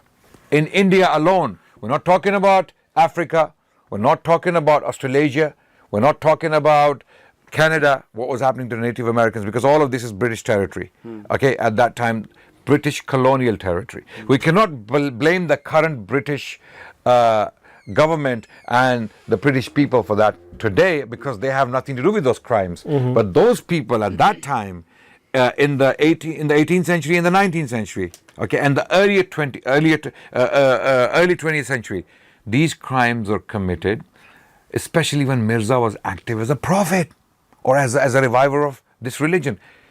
Was he made blind by God? And every single example we have a prophet of a prophet in history. Prophets stood up to oppression. They stood up to the tyrants. Yeah. For example, Moses against Pharaoh, Abraham against Nimrod, Even Jesus. Jesus against the Romans and his temple authorities. Yes. Right? And this is why he was allegedly crucified.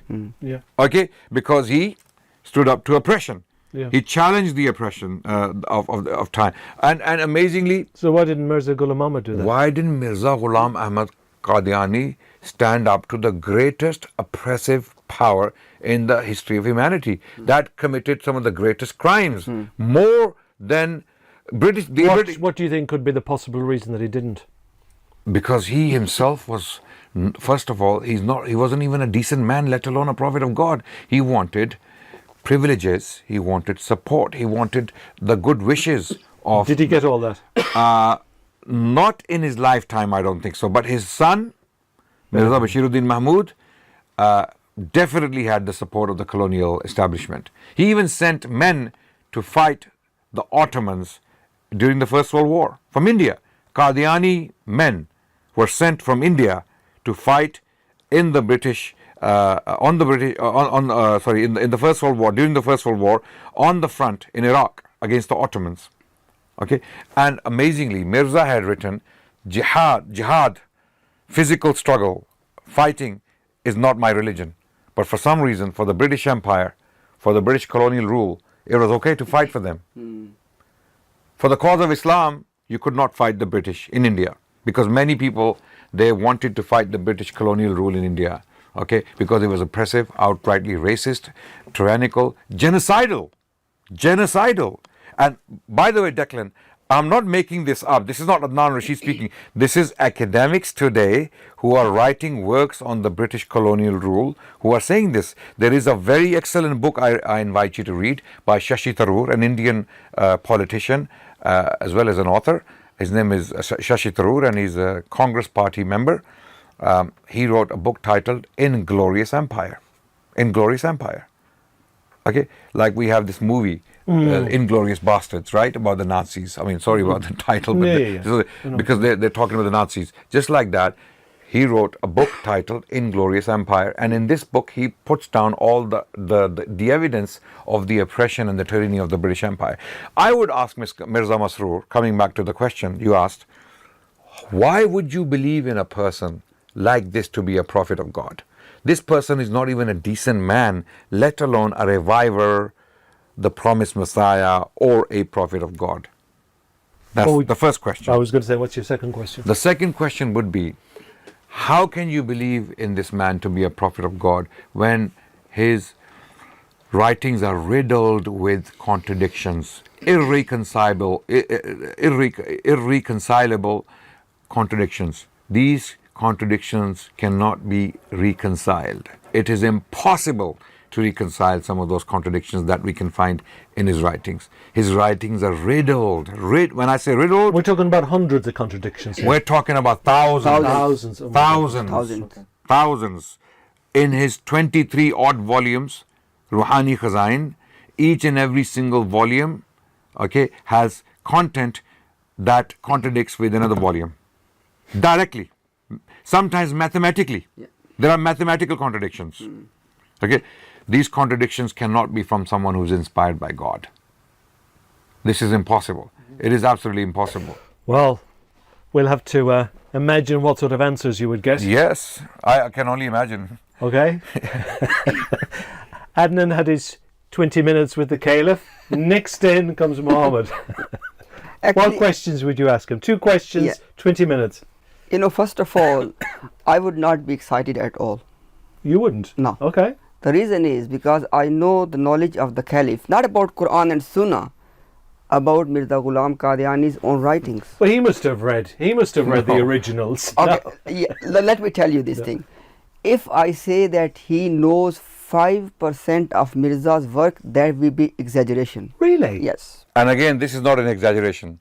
What he said is not an exaggeration. I thought he... And really? We can give you evidence. The thing is, Declan, now there are 2 ways. But would he not be interested? I mean, if my great-grandfather was a writer, I would devour every word. I met one of his frontmen. I met personally one of his frontmen who accepted Islam with us. Again, his identity is secret because he doesn't want to reveal his identity. Okay, he said he had private, personal meetings with Mirza Masroor, and he believes that Mirza Masroor does not believe in this religion, or that Mirza was a prophet, or that Mirza was a prophet. This is coming from the mouth of a person who has had private interactions with Mirza Masroor. Now again, this is the reason I would not be excited. So, if you still want me to give it a try, I can try, okay? We can give you examples. He made public statements that contradict Mirza Ghulam Qadiani directly. Okay, example now, because just to put things in perspective. There's a discussion happening between Mirza Masroor and the congregation in front of him, and he is surrounded by the Murabbis and the senior people as well. And the question in discussion is about the children which were born between Joseph the carpenter and Maryam or Mary after the birth of Jesus. Now Mirza Ghulam Qadiani has clearly written, he said that after this birth of Jesus, they had intercourse, and these were the children born of the other intercourse. And now, in spite of the fact that the marriage was illegitimate, illegitimate according to the law of Moses. Yeah, there was another caveat, obviously. We discussed this last. Now the thing is, I was surprised. Number one, Mirza Masroor did not know that Mirza Ghulam Qadiani has written about this marriage, while Mirza has written extensively on this one. Number one. So the son didn't read the father's writing. Exactly. Now the second thing is, no, he's not only the son. He's not only a great grandson. The Khalifa. He is the Caliph. He is supposed to be the face of the religion. No, of course. Yeah, and and he doesn't know basic things like this. On which Mirza was writing extensively. A second interesting thing is, Declan, in that gathering, obviously just imagine the missionaries or the knowledgeable people around Mirza Masroor to cover up if he makes a mistake should be very highly qualified, right? None of them knew this. So this is Very embarrassing, isn't it? Why would I be excited if I'm given an opportunity to sit and ask him a question? Absolutely. And what questions, I what thought- answers are we I expecting? thought this was going to be a really good question. I thought, oh yeah, you jump at the But chance I and would meet him and ask. But guess what? Guess what? You know, despite my you know disappointment or frustration I already have, I would ask him not two, one question. Okay. That Mirza Ghulam Qadiani is supposedly the awaited one for the entire humanity. Yes, 7 billion of us. Yes, be Currently. be it Hindu, Yes. be it a Jew, And he came to save us. yes, Yes. and be it a Christian or a Muslim. Buddhist, everyone, Now yeah. our question is, we want to see the evidence, Mr. Caliph. Any letter you have written to Modi. We see that. Okay. We need to see everything. Which is, for example, okay, Yeah. when was the last time or the first time or ever you wrote to Modi that Mirza Ghulam Qadiani was second coming of Krishna? If you don't believe in him, you will burn in hell. I mean, if Krishna is the Hindu deity. now one of the problem here is, if they Mirza did claim that, yeah, by the way. yeah, He claimed to He be. claimed to be the Krishna. second coming The avatar of yeah, Krishna. yeah, He used the word avatar. yes, avatar. And he also claimed to Yeah. be the soul of Muhammad. Yeah, just to complete. Not the soul. I mean, this is a. He actually claimed to be the embodiment, and his son claimed that he was very Muhammad. Yeah. Now, just to complete my question, himself Mr. was Caliph, Muhammad. you know, so I w- Gets very confusing, Adnan. Yeah. Yes, Yeah. more than confusing. So the you quest- so you the need que- more than one brain to Yeah. develop all Yeah. this. so the question is, if you believe, Mr. Caliph, that Mirza Ghulam Qadiani was the savior for Hindus and he was the reincarnation of Krishna, Right. is it not your responsibility, divine responsibility, to write to Modi to tell his people that believe in Mirza as Krishna or you will be doomed to hell? Why not doing that? That's a good question. Yeah. Secondly, I would ask him, at the end of the day, Mirza is a promised Messiah, okay, an awaited Messiah for the Jews as well. I want to see that letter which Caliph has written or is thinking to write to Netanyahu or the Jewish rabbis to tell them Mirza Ghulam Qadiani was the Messiah you are waiting for. You don't need anything to slaughter anything. Mirza has already come. Believe in him. Why they are not doing that? And lastly, the point is, why Mirza Ghulam Qadiani's Caliph, Mirza Masroor, is not writing to the Pope, I was going to. That was going to say that. to was the a question Pope, to me. Absolutely. to the Pope, that Mirza was the second coming of your Isa, Jesus Christ, and if you don't believe in that, you will burn in hell. Actually, I have to give it to Imtiaz, brother Imtiaz, that this question never crossed my mind. It's a very important It question. is, yeah. You have to write. No, to It them. is. Yeah. I mean, if you really truly believe that your Your prophet, man is all of that. yeah, if your prophet is right. universally Savior. is a universal Well, he needs to universal have a savior. meeting with the Archbishop of Canterbury as well. Mirza for Ghulam the Qadiani, Mirza Anglicans. Ghulam Qadiani, Declan literally said, he said, I am the last savior of humanity. No. Now the problem is here. Now there are two things, okay? If they are not writing these letters to Modi, to Netanyahu and Rabbi and to Pope, it shows us one thing. They do not believe in Mirza's writings. Yeah. They don't have the confidence. And the thing is, he's dead 116 years now, as I Yeah, said. You know, yeah. they've had a long time. You know, it's not as if he recently passed away. Exactly. And second thing is, now how come that, you know, they are telling their number, etc. We want to see the Jewish converts to Ahmadiyya. Well, Produce one. Absolutely. I And look, I think you might have to wait a little on that one. yeah. And if you look at the life of Prophet Muhammad sallallahu alaihi wasallam, he sent letters to the Persian emperor. Yes. He sent letters to the Byzantine emperor. Emperor, yeah. He sent letters to the patriarch of Egypt, Yeah. Patriarch Cyrus, Yeah. who received a letter from Prophet Muhammad inviting them to Islam. Heraclius, the Roman emperor, he received a letter from the Prophet Muhammad inviting him to Islam. And he warned him that if you do not accept Islam, the sin of your people will be on your back. Yes. It will be on your shoulders for rejecting Islam, because they will die Yeah. as disbelievers. Yeah. Because Declan, look, we can disagree with each other, but as a principle, obviously, you believe as a Christian, I would say, that Jesus Christ is the Savior.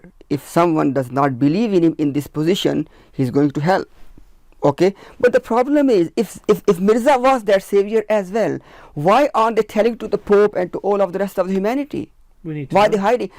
All they are doing is they are just swearing at Adnan and Imtiaz, or rest of our Muslim scholars.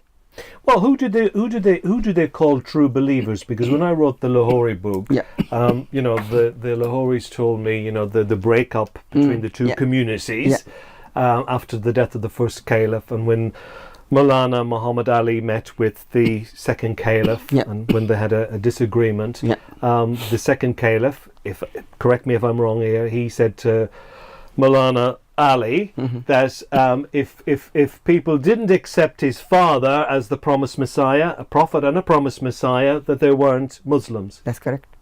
That's correct. And Even, and he put this little caveat to it, Yeah. even if they have never heard of my father. definitely, that's correct. And guess what, Declan?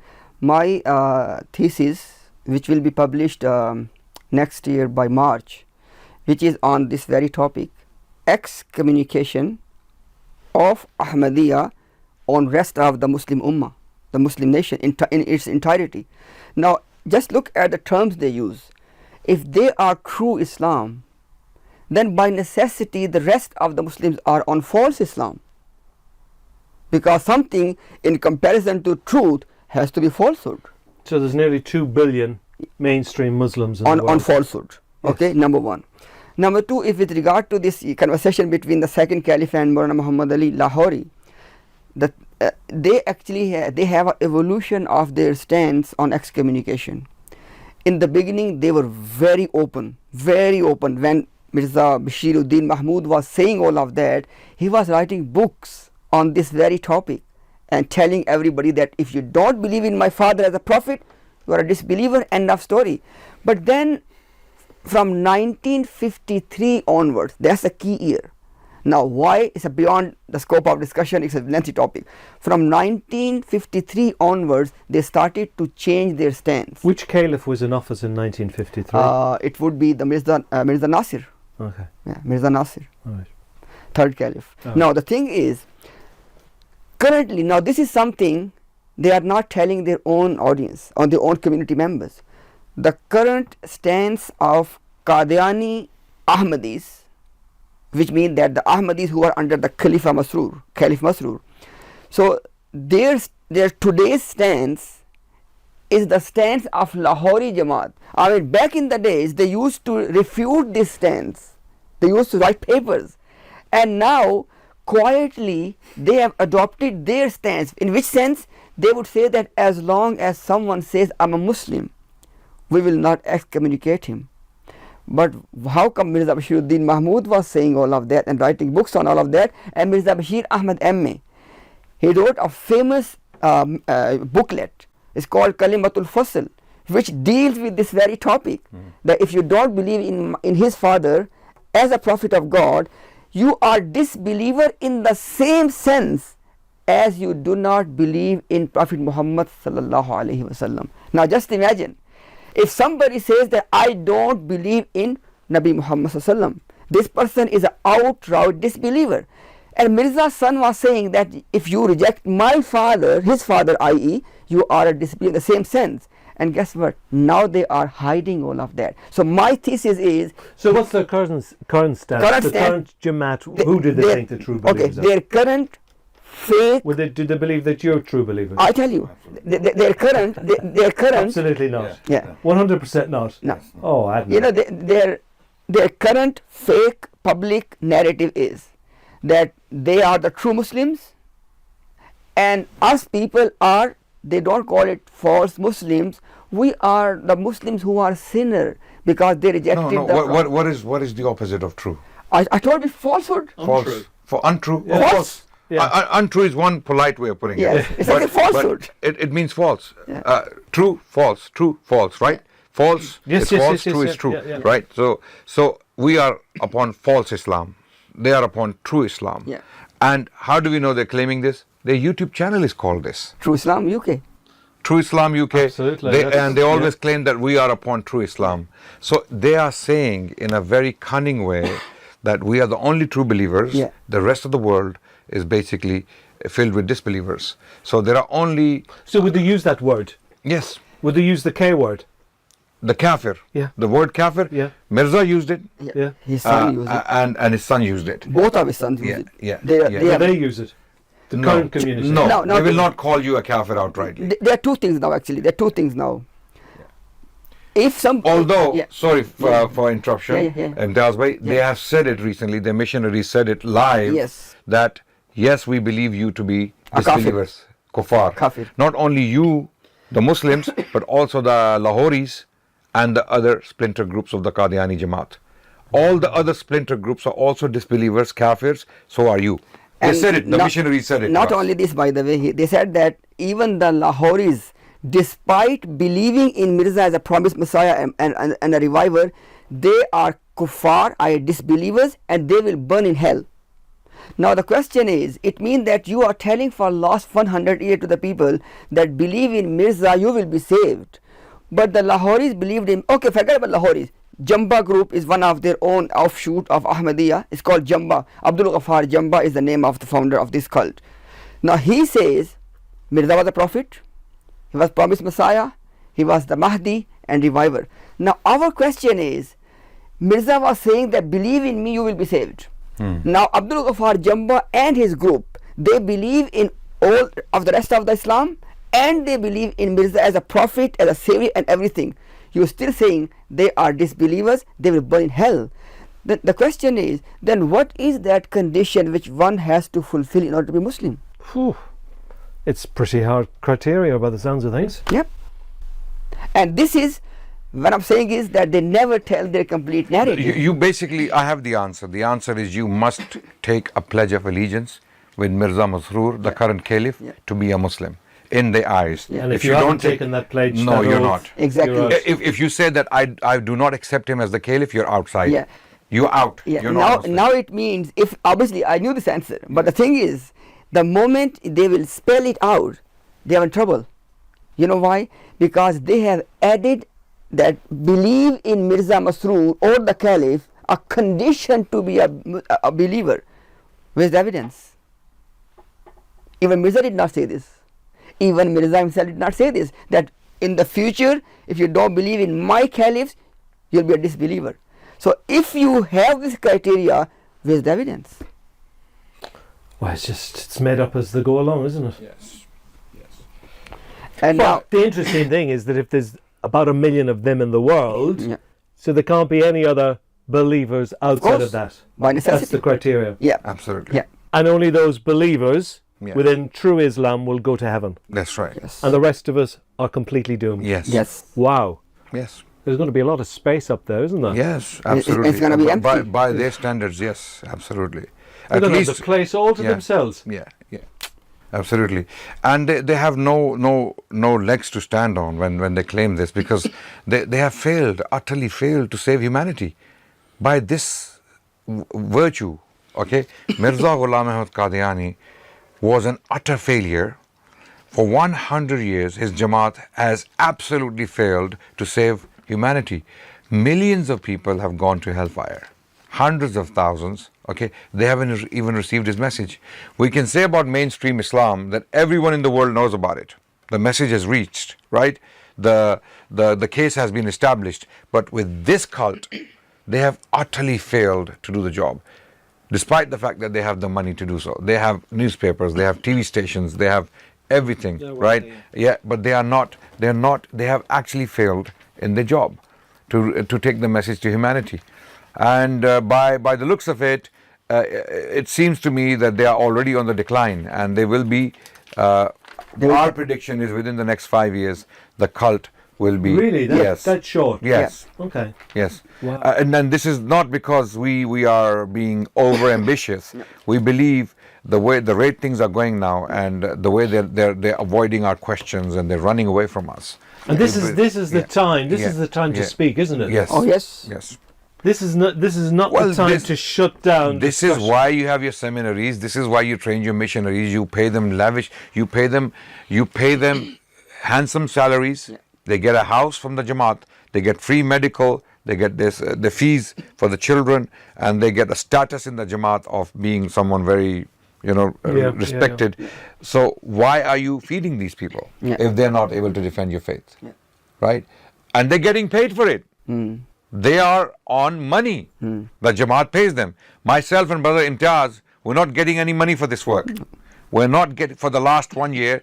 We are only saying this so that people understand and know that we're doing this out of our love and compassion and a feeling of sympathy for the common Ahmadis.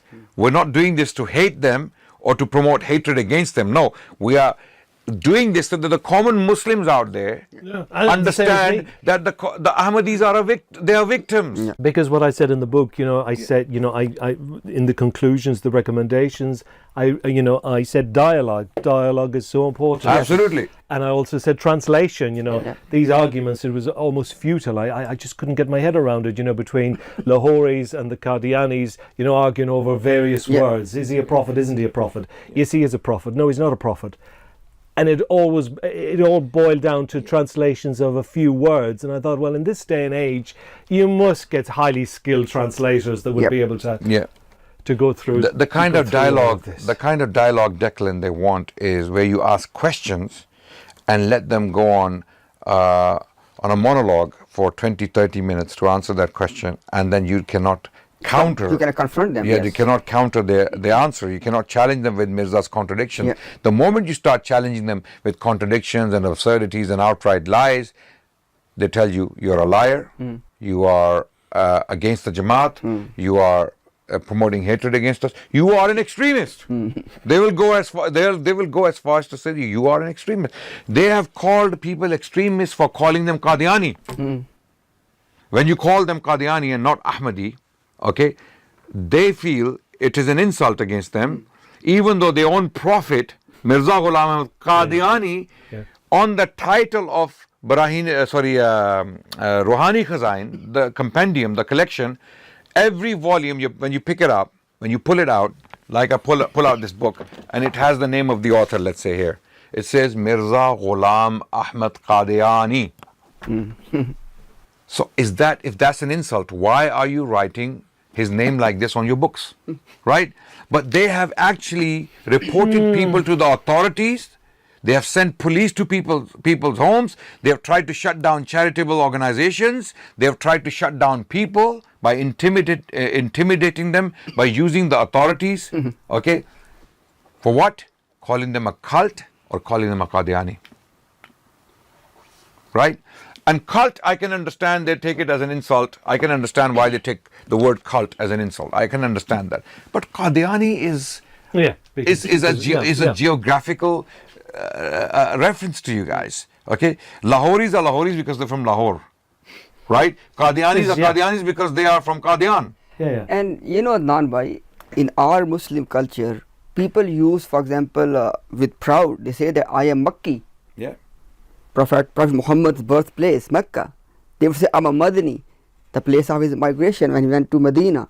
Or I'm Lahori, I am... So there's no problem in that. So if Qadian is a blessed place and somebody is giving this as a reference to you, why you'd be privileged to have it in your name, absolutely. wouldn't you? You should be happy that people are calling you Qadiani, right? But they take it as an insult. We have so many scholars in the history of Islam who are known by the only name as a reference to their location. Imam Bayhaqi from Bayhaq, Imam al-Nawawi from Nawawa, okay? Imam, for example, the list goes on, Asqalani, Ibn Hajar al-Asqalani from Ascalon in Palestine, right? Qurtubi from Cordoba, from Spain, Qadiani from Qadian. What's the problem? But they take it as an insult. So I think we should come towards the conclusion. Yes, because, two very quick questions. Yes. Two very quick questions, and then I'll wrap it up. Obviously, going back to the academic here who's recently read his works, Mirza Ghulam Ahmad's, you read the books. What would you say his contribution to Islamic civilization is? If you were to just narrow that down to 1 or 2 points, what would you say his contribution? Actually, if we look at it from the perspective of him being a writer, an author. So, for example, somebody would write, let's suppose, in the field of Quranic exegesis. He did not produce any commentary on the Quran. He only actually reinterpreted selective verses to prove his case. That's not the work. That's self-interest. Secondly, second genre of Islamic literature is called to explain prophetic hadith, the Sunnah, right? He did not produce any such explanation of the Sunnah. Yes, he did misinterpret it, only those handful of ahadith which he wanted to use for his purpose. Let's move on. The third area is called Islamic jurisprudence, Islamic law, the practical things. He did not produce any work. The fourth area is, for example, the financial aspect. Adnan will agree with me that today for the practicing Muslims, especially living in the West, one of the biggest challenges to have an option to buy the house, there's no interest involved. Yes. That's the biggest challenge Muslims are facing. The practicing one, mortgage, practicing one cannot go to a traditional bank, for example, and some of them, they don't want to use even the Islamic option as well. They put a question mark on them. Now, what was the solution given by Mirza on this one? So what I'm trying to say is, literally, without being biased in any way, shape or form, be it solving a global problem of the Muslim Ummah, be it being a writer on the Islamic subjects, being, for example, adding something to Islamic as a civilization, there's nothing. So much so that whatever the work he produced has no literary beauty. It's a pain-taking exercise even to read that. So even for example, somebody might say, oh, he's anti-Ahmadi saying all of that. Okay. Just imagine if Mirza Ghulam Qadiani was not born, hypothetically speaking, what have you lost as a Muslim civilization? It's a good question. Nothing. What do you think, Adnan, on that point? On the point that what Mirza added to the Islamic civilization. Yeah. What did he bring? Had it not been the birth of Mirza, what would you I think what did he brought, bring to Islam? Yeah. only harm, only confusion. Did he bring any good? I don't think so.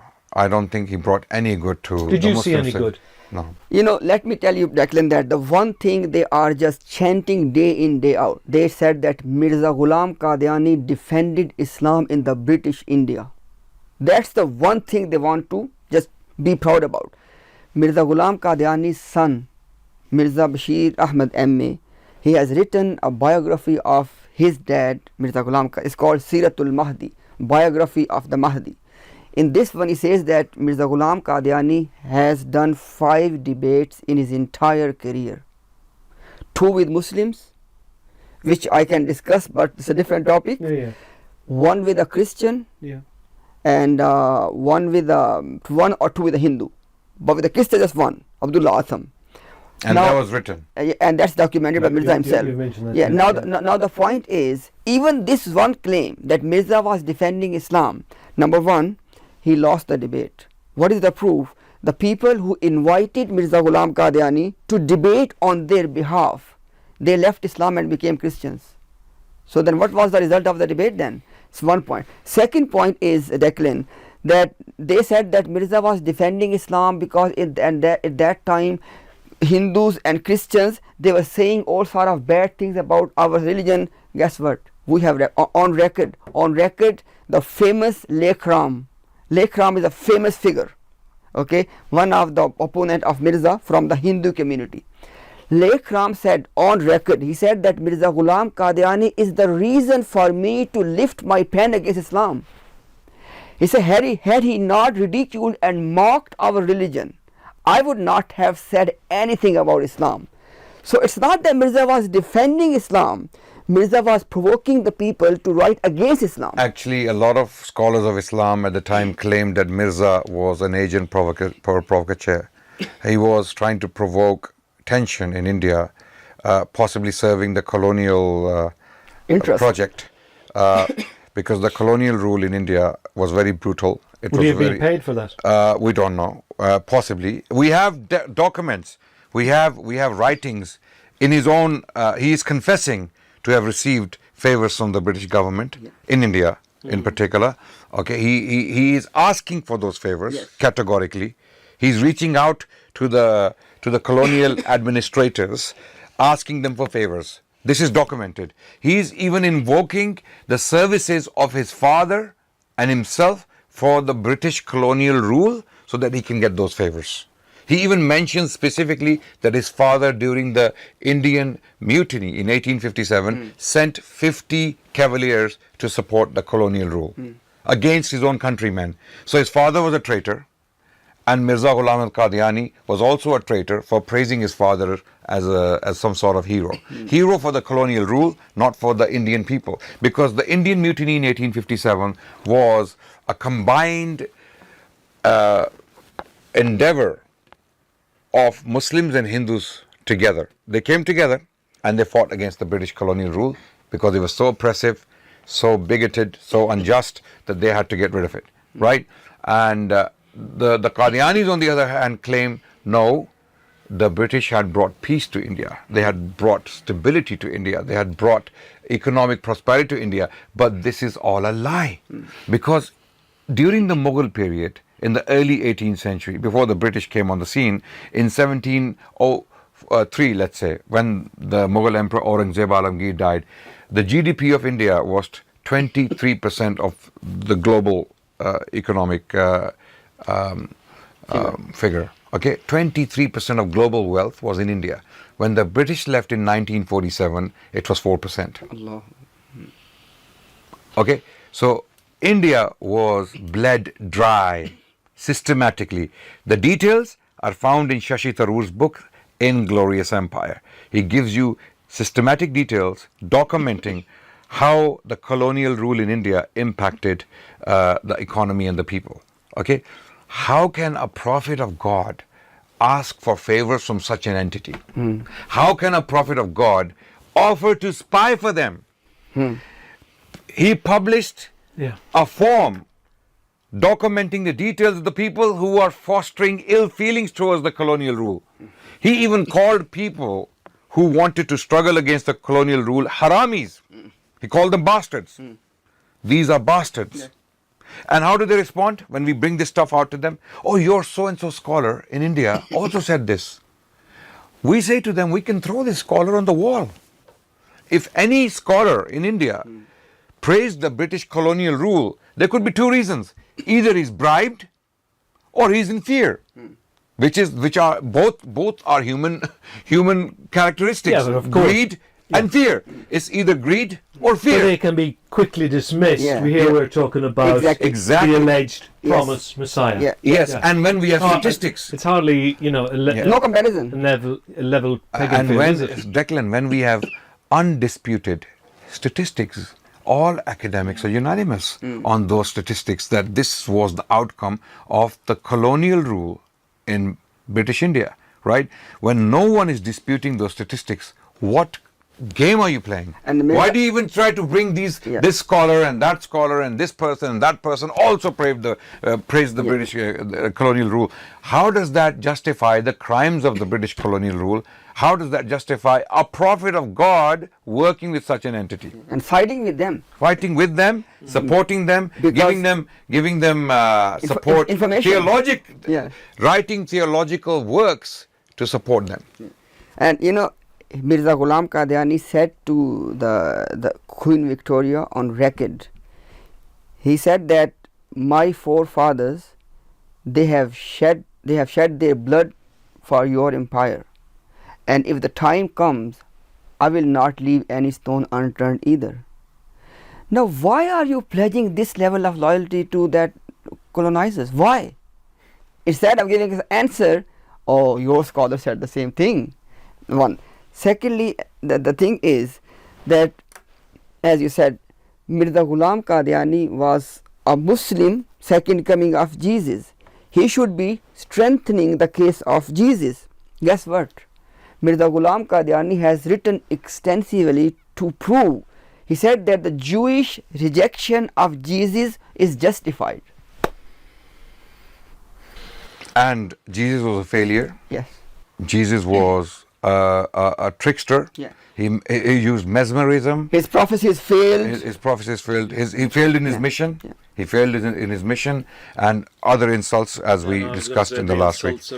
I think we should I just come want to to. closing. I just want to just thank you both very much. Obviously, you are going to continue with these debates, Yes. so there's no end in sight. Mm-hmm. You're on a roll here. But what I suppose, in fairness to them, what do you expect of them moving forward? As I said, this isn't a time to shut down. This isn't a time to not respond or to do response videos. When a discussion takes place, that's kind of cowardly. You need people here at the table, don't you? You need live debate, spontaneous. Yeah. Not planning something for 6 months in advance. Yeah. And we would like to continue the debate With them. with Yes. them. Our doors are open. Yeah. We have nothing but compassion. We have nothing but mercy and sympathy for the entire Jamaat. I mean, even the missionaries. We don't wish them bad. We wish them well. We if anything, we have sympathy for them. Even the Khalifa as well. Even the Caliph, we don't want him to go to hellfire. We don't want him to die upon this belief and burn eternally in hellfire or end up in a situation like that. So we have nothing but good wishes and good desires for them. For that reason, in that light, we want to continue with the dialogue. They have no reason to avoid us. They have no reason to ignore us. We're not abusing them. We're not spreading hate against them. We have categorically stated that anyone trying to use physical force against them or trying to attack them physically in Pakistan or in other places, anywhere in the world, we do not condone that. We do not condone that. We do not promote that. In fact, we believe it's bad, it's evil to do that. Yes. If anything, will convince the Ahmadi Jamaat and the people. Dialogue and education. Absolutely, education and dialogue. Absolutely, this is our way forward. Final word from our visitor. Actually, obviously everything Adnan Rashid Bhai said as his last words, I endorse all of that. That's number one. Number two is, they are using one thing as an excuse. They say that Adnan Rashid and Imtiaz, they have disrespected our noble figure, i.e. Mirza Ghulam Qadiani. Now, instead of me saying, oh, prove to me, show me where, without even asking Adnan Rashid, I would say on camera, we unconditionally apologize if there was anything we said ever that hurt your feelings. Let's have a new start. Let's have a new start in which all we have is civilized, for properly, moderated discussions in which you bring your case in an academic way, and we present our case and let the both communities see where is the evidence. And then let them decide. We both have theological positions on Mirza Ghulam and Qadiani. Yeah. To the Ahmadi Jamaat, he is the promised Messiah. Yeah. Peace be upon him. That's how they pay their respects to him. Yes. Yeah. We have our theological position that he was Antichrist, and he was a liar. Yeah. We are willing to put aside our theological baggage and have a neutral position and call him by his name. Yes. In a dialogue, we will not use those terms that hurt your feelings. Yeah. We are willing to do that. Which is our belief, by the way. We believe that he is those things, just as they believe that he was a prophet of God, right? We cannot force them to change that belief. Likewise, they cannot force us to change our theological position on him. What we can do to promote the dialogue, to continue with the dialogue, we can only use his name without using any derogatory terms as they see it, so that we can have the dialogue, the debate. Yes. We're not hurting their feelings. Yeah. We're calling him by his name, which is Mirza Ghulam Ahmad Qadiani. But they have to be open, spontaneous debates. Exactly. Absolutely. Because Not prepared 6 months in advance and just one topic. Can I ask you, Declan, before we end, are you willing to arbitrate or mediate or even moderate such discussions if you are invited to do so? Yes. I tried that Brilliant. in the past. So this is an open invitation to the Qadiani Jamaat. We have a neutral person here who doesn't have a horse in the race, okay, as they say, right? He can simply sit there and arbitrate. And he has written a book on your movement. He is someone who has credentials, who has researched your religion, okay, and he has written a book on voices in modern Islam, or voices of modern Islam. So he is someone who is aware of our literature, aware of our civilization and our religion. I'm very interested in it. I'm very interested in all of this. Yeah. I wouldn't do it if I wasn't. Yeah, absolutely, absolutely. You've given so much of your time. We thank you for coming all the way. And you know, Adnan bhai, the reason, Declan, I said that, look, if you want an apology, we'll give it to you. Why? Because for us, it's not our egos which are important. No, but I've never seen you rude or disrespectful in any of those live streams. We have used these theological terms to describe him. But we've never sworn. They are taken from his works. Yes. Okay. And then the thing is, you know, Declan, instead of us prove to me where I said this, let's close that door. Let's move on, start a new era in which we are only engaging as a true academic dialogue. Fight the dialogue. But even if they don't, let's say they don't want to continue, and let's say the shutters really come down. Yeah. You're going to continue anyway. We're not stopping. You're not stopping. We're not stopping, and we have hundreds of thousands of people listening to us. Yeah, and then we don't have any lack of. They claimed initially that we are doing this for money, or for social media clout. Yes. But this is a lie, because we had clout before we engaged with them. We had hundreds of thousands of people watching our videos before we engaged with them, so they are not bringing any special clout to us, right? We're not doing this for clout. And even for, you know, social media clout and views and likes and so forth. Well, that doesn't put money in your pocket. No, it doesn't. Might elevate your ego, but and there's a lot of hard work, isn't it? Just for a few views or likes, isn't it? You know, Declan, as you said, it's a lot of hard work. I would say that the places Adnan bhai and myself are living, we can do a lot easier jobs to earn money than this research. Yes. Okay, there are many easy options for us to earn money. This is not easy option. Okay. Secondly, you know, Declan, the point is, as you said, that what if they are still not interested despite all of this invitation and being all of this fairness? I would say then it necessitates two things. The common Ahmadis should then really think that why is it that despite all of those fair invitations, why is their Jamaat not interested in the dialogue? Then when they are telling to their own people, we want dialogue, they are not talking, it means they are lying. Number one. And number two, we're not going to stop. Yeah. And this is the golden opportunity to put their religion out to the world. We have hundreds of thousands of people watching. We have the following. They are watching. This is your chance. The audience, I mean, I've shown you evidence. 130,000 people are watching a video on a channel which has 7,000 subscribers. So we are giving you crowd on your channels. Why would you avoid us? Muhammad. Thank you very much, Declan. Pleasure to be with you. Thank you, Declan. Thank you very much. Thank you. Thank you. Thank you.